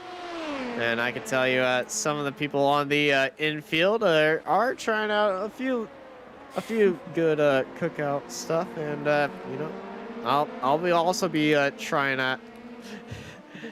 I'll also be you know, cooking some honey steaks out there next time by. So you know, if y'all are at the Daytona 24-hour in the real life, you know, Find hit me Austin. up. We got a battle here for 6th. ZP, Yeah. the dive bomber in the ZP Motorsports cars just kind of slowly crept up on the back of the podium racing team Argentina. Kitty Räikkönen is on a charge. Kitty Räikkönen. That's when you show the profile picture. Yeah, I was getting there. The mouse There we game was a go. little slow. We've been up for way too long. Justin, in that draft, gaining that spot. Defending on the inside, goes Goes Podium Racing Argentina, but he Oh. backs out of the move. Uncharacteristic by Justin Barrera. And he left a lot of time available right there. Yeah, he played it very, very conservatively right there. You don't want to chuck it away with under 10 minutes to go. And you know, Barrera has been faster, so he's gonna have other opportunities. Oh, is he ducking in? He couldn't make it to the end of the race. Oh, We saw this. I said that first stop when he went in there, it's too short. He's too early. And Justin Barrera not going to be able to jump up into 6th place. But man, he was for sure trying. And this is the worst feeling when you know that you're like, I had the opportunity. And it's just you and your fuel guy just like, okay, go. And then, fine. you know, fine. Just, gotta be kidding me. Oh, that's a knife in the heart moment right there. But, yeah, you know, good result by him. I mean, 5 spots from where they started. I mean, it wasn't a fear of him losing a spot, you know. It'd been nice to gain a spot, but, you know, he's kind of got 7th place sealed up. Yep. Unless something in front of him absolutely goes horrific, but you know, only the worst amount of cursors can do that to some people. Carl Pooler is off the track right now. Did he go dirt tracking again? Let's see. He had an incident. That was Cat 5 White right in front of him. Oh, I'm gonna do that. You play it again. Man, that was Cat 5 White. Oh, Almost having an instant with that. So close to well, something big happening. that's scary. That was mind-frighteningly close. You know, Carl's he's probably, oh geez, I'm wrecking the car, and oh god, I'm gonna take someone out with me. Yeah, I'm glad he didn't take somebody else right there.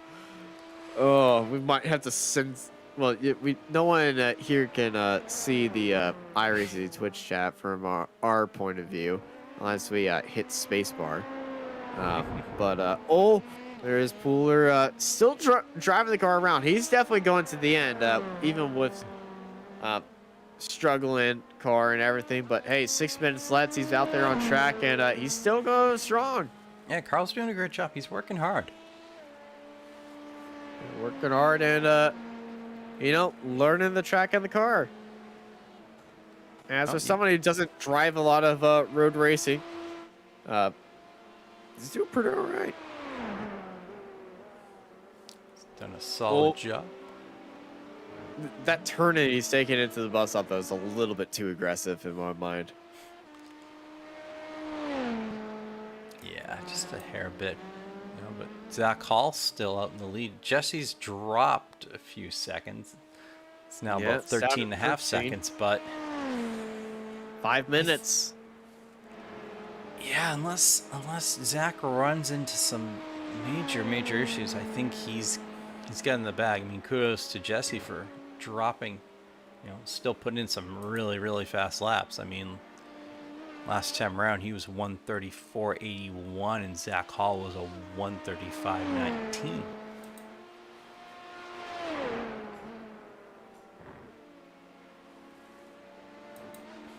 But currently there is no traffic around them. Let's bring up our mini map and we can see in front of Zach Hall, see what lies ahead in this upcoming 4 minutes. And oh, that's 1, 2, 3, 4, 5 cars in a pack.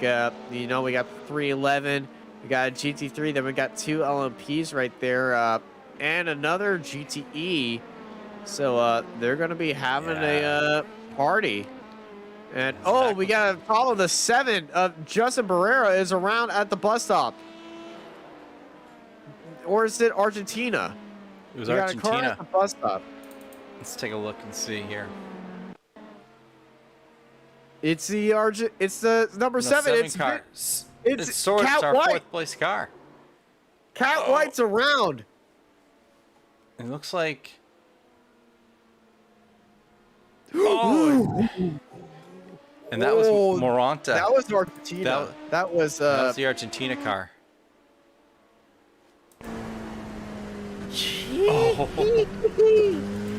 Oh no. Well, something happened. Yeah, Sora went off track. And when he was getting it together, Moranta came by and said, uh-oh, I got... Yeah, inside, outside, what's happening? It just I gotta gets go right to, in just there. go to the grass. Just go to the grass. Yeah. And Lazarte just hopped into our YouTube chat, said, excellent transmission, very happy to have participated in this great event. Huge screen for Argentina, and let's go podium racing team. Heart and mouth, I think, when he hit enter and just saw that happen on Twitch chat, on the YouTube chat, not Twitch chat. We're not on Twitch. We are on the YouTubes, Austin. We're on the YouTubes. My daily life is mixing in with commentary life.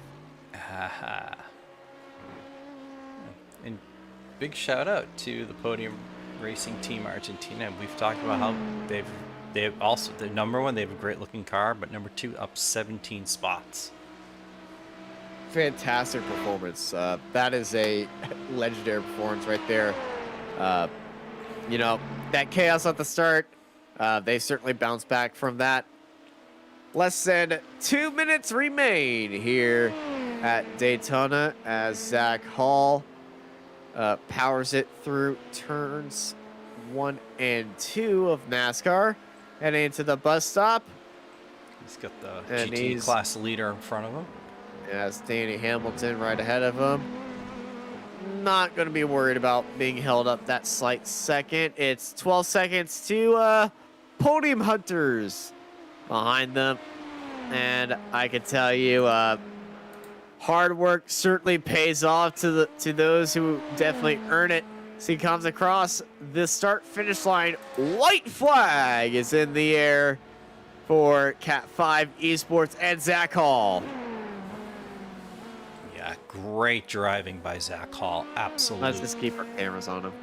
Yeah, fantastic set of stints. You know, Jesse Olsen's run a great, second half of this stint, but Zach's just been fantastic.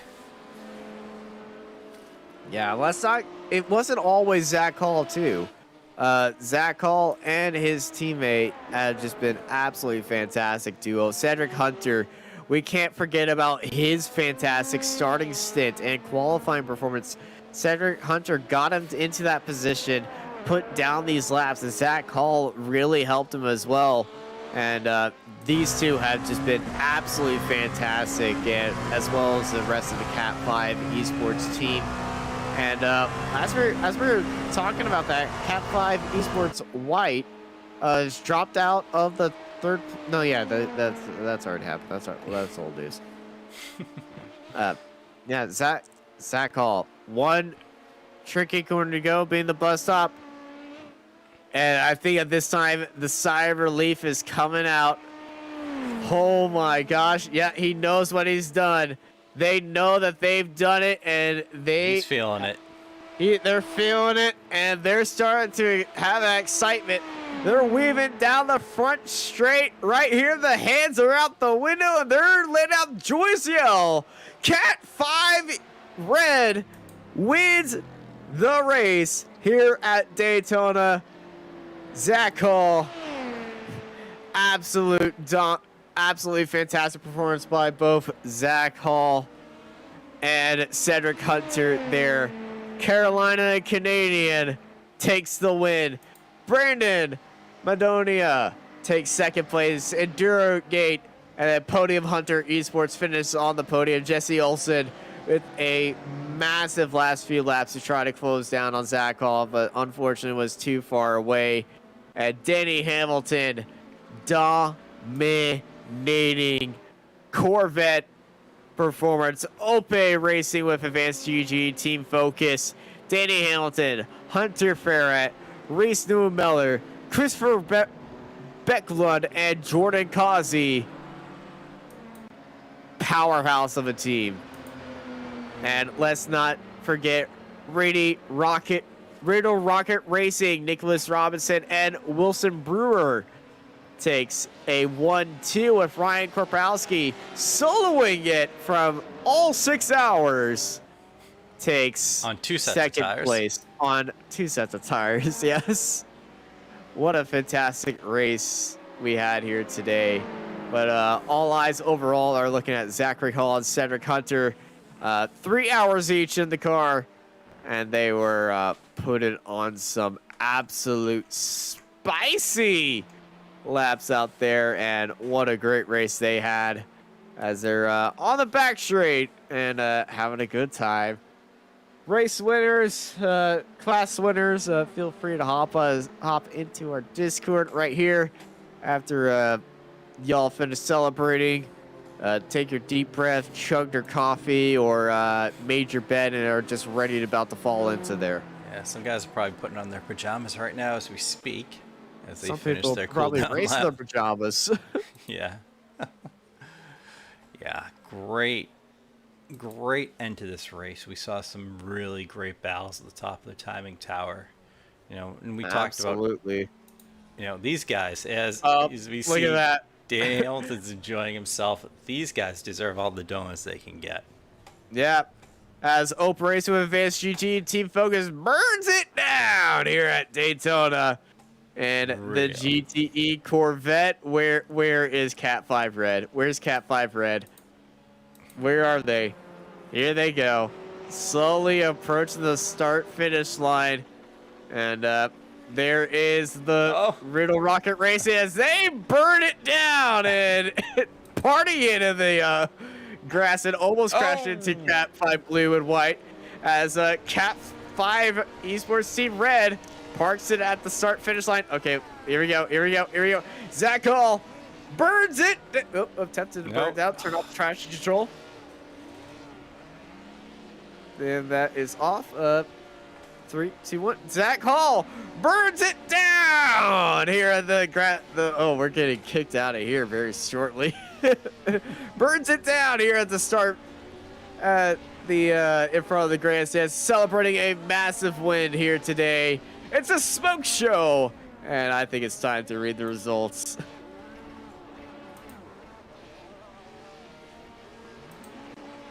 Come on.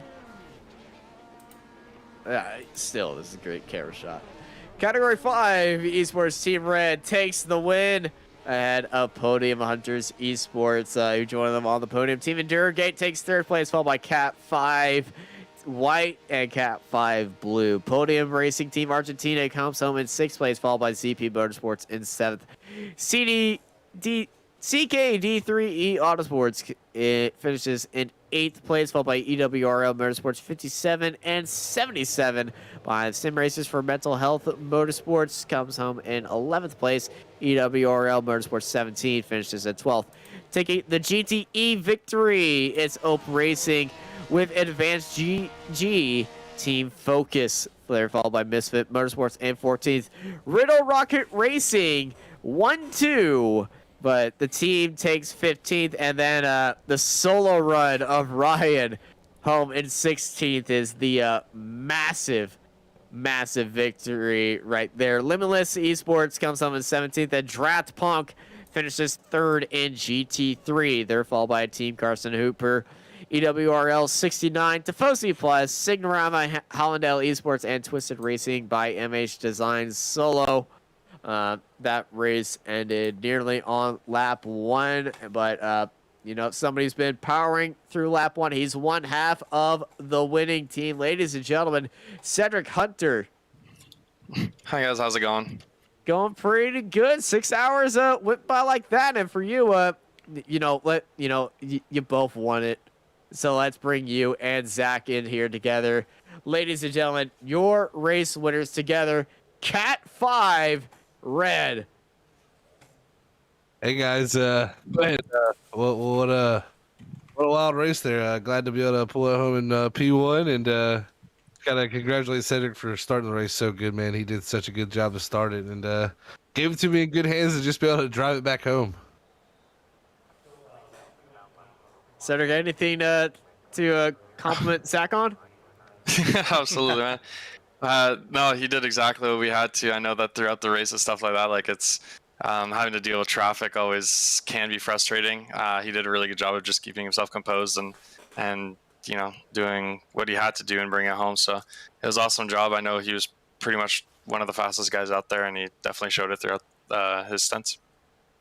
Absolutely. Y'all were, you both were on fire. There was a few points where you're just like, this guy's faster than me. I'm faster than this guy. The strategy was up there, but coming to the end, you had the right place. You had the right car, and you know, you took the win.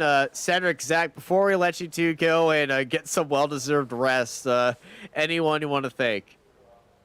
Well, first off, I want to shout out all our teammates in here. We had a lot of new guys with the team Category 5 Esports Blue and Red and White teams here tonight. So we had some new guys in there trying out endurance racing and getting a little bit of a feel for it. And so I got to congratulate them on getting to the end of it. And, you know, we'll get better from time. But, yeah, and again, thank William out there for putting on this race. It's just for a great cause, man, for charity. And we're just glad to be a part of it. Get, you know, 2 in a row here, actually, winning it last season, too. So really happy to be able to win it to get here tonight.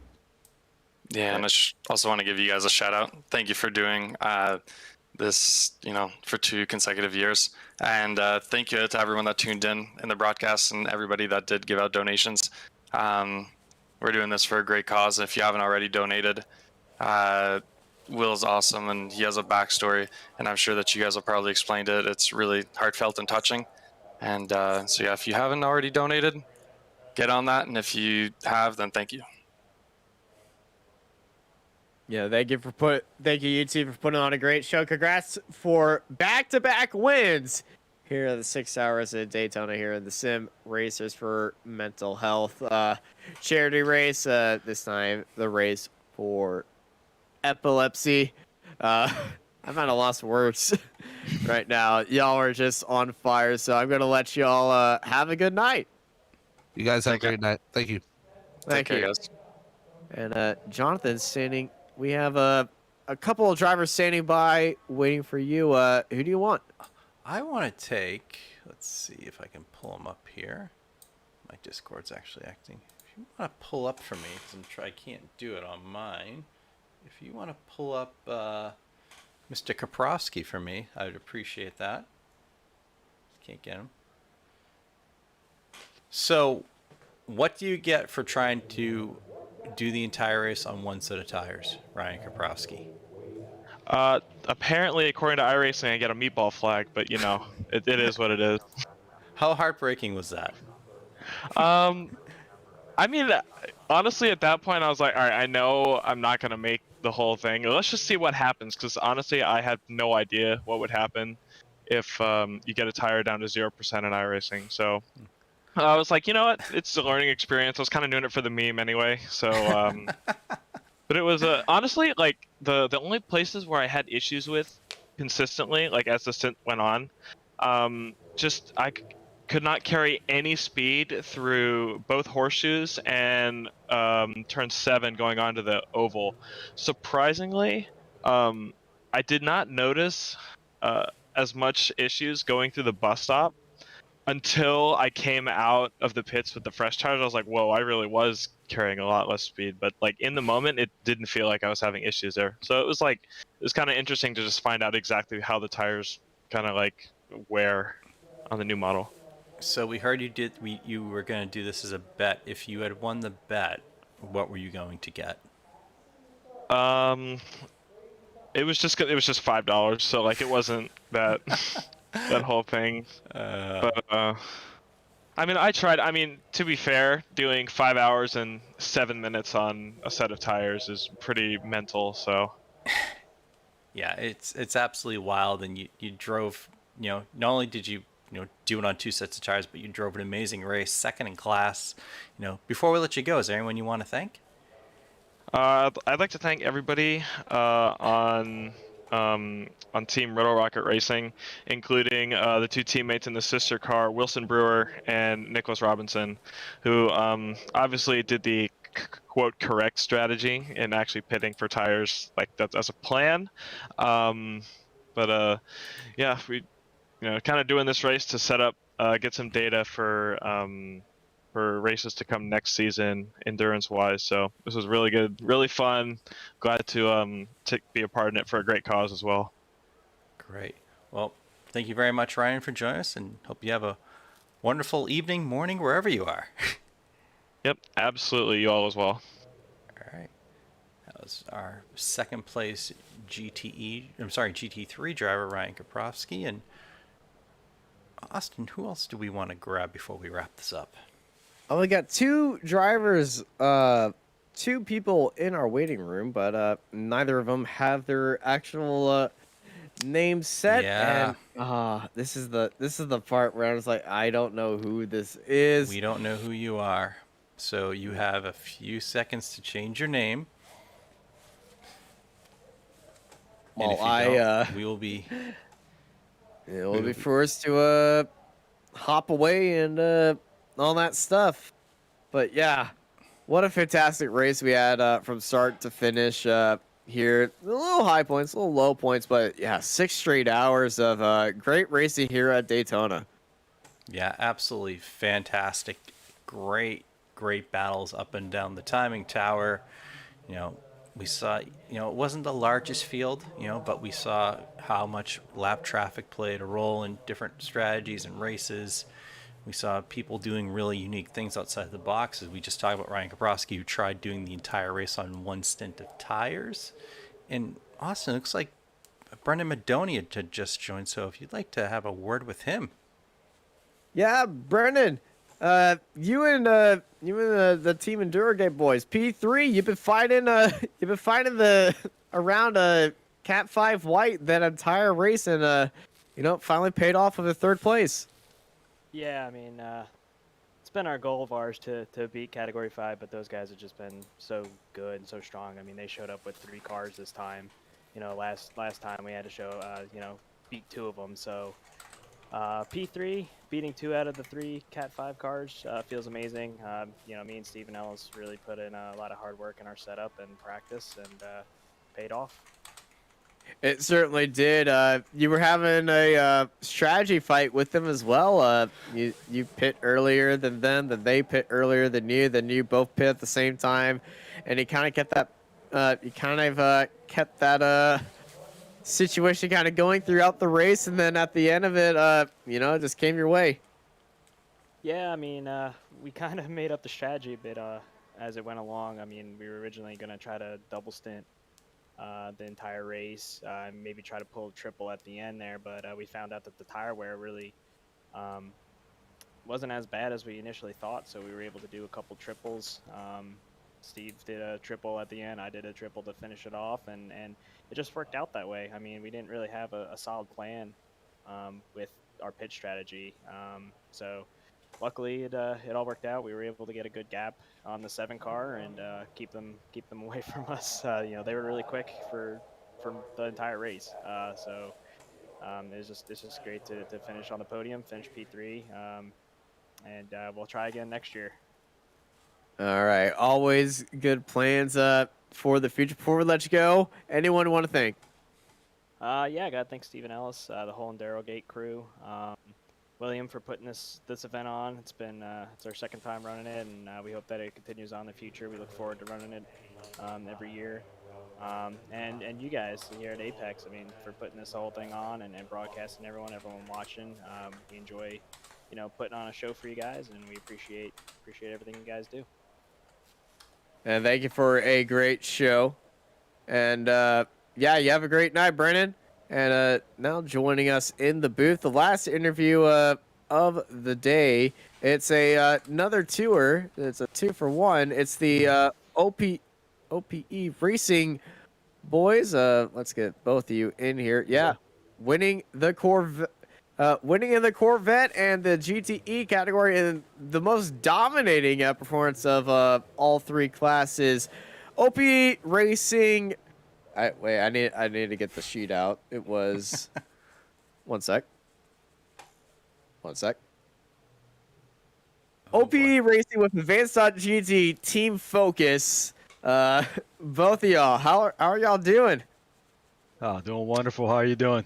Good. You're fantastic. 6 hours of racing goes by that when you're having fun. It does. And we've got a great group of guys that just love doing this endurance stuff. We love everybody getting on the team and turning in a stint. Obviously we had 5 guys in this crew. Sometimes we run with 6. And so it was truly a pleasure to be a part of this event, especially because it's a charity for awareness for epilepsy. My buddy Reeser here, he has a son who suffers from epilepsy, and when he asked us to do this race with us, it was an easy decision to do it. And regardless of how everything finished, we all win if there's any money towards the awareness or towards research and awareness of epilepsy or any other mental health conditions. So truly a pleasure to be a part of this. Thank you all for hosting this, and even better to come out and win it. Yeah, thank you all for taking a lot of part. Reese, how are you feeling?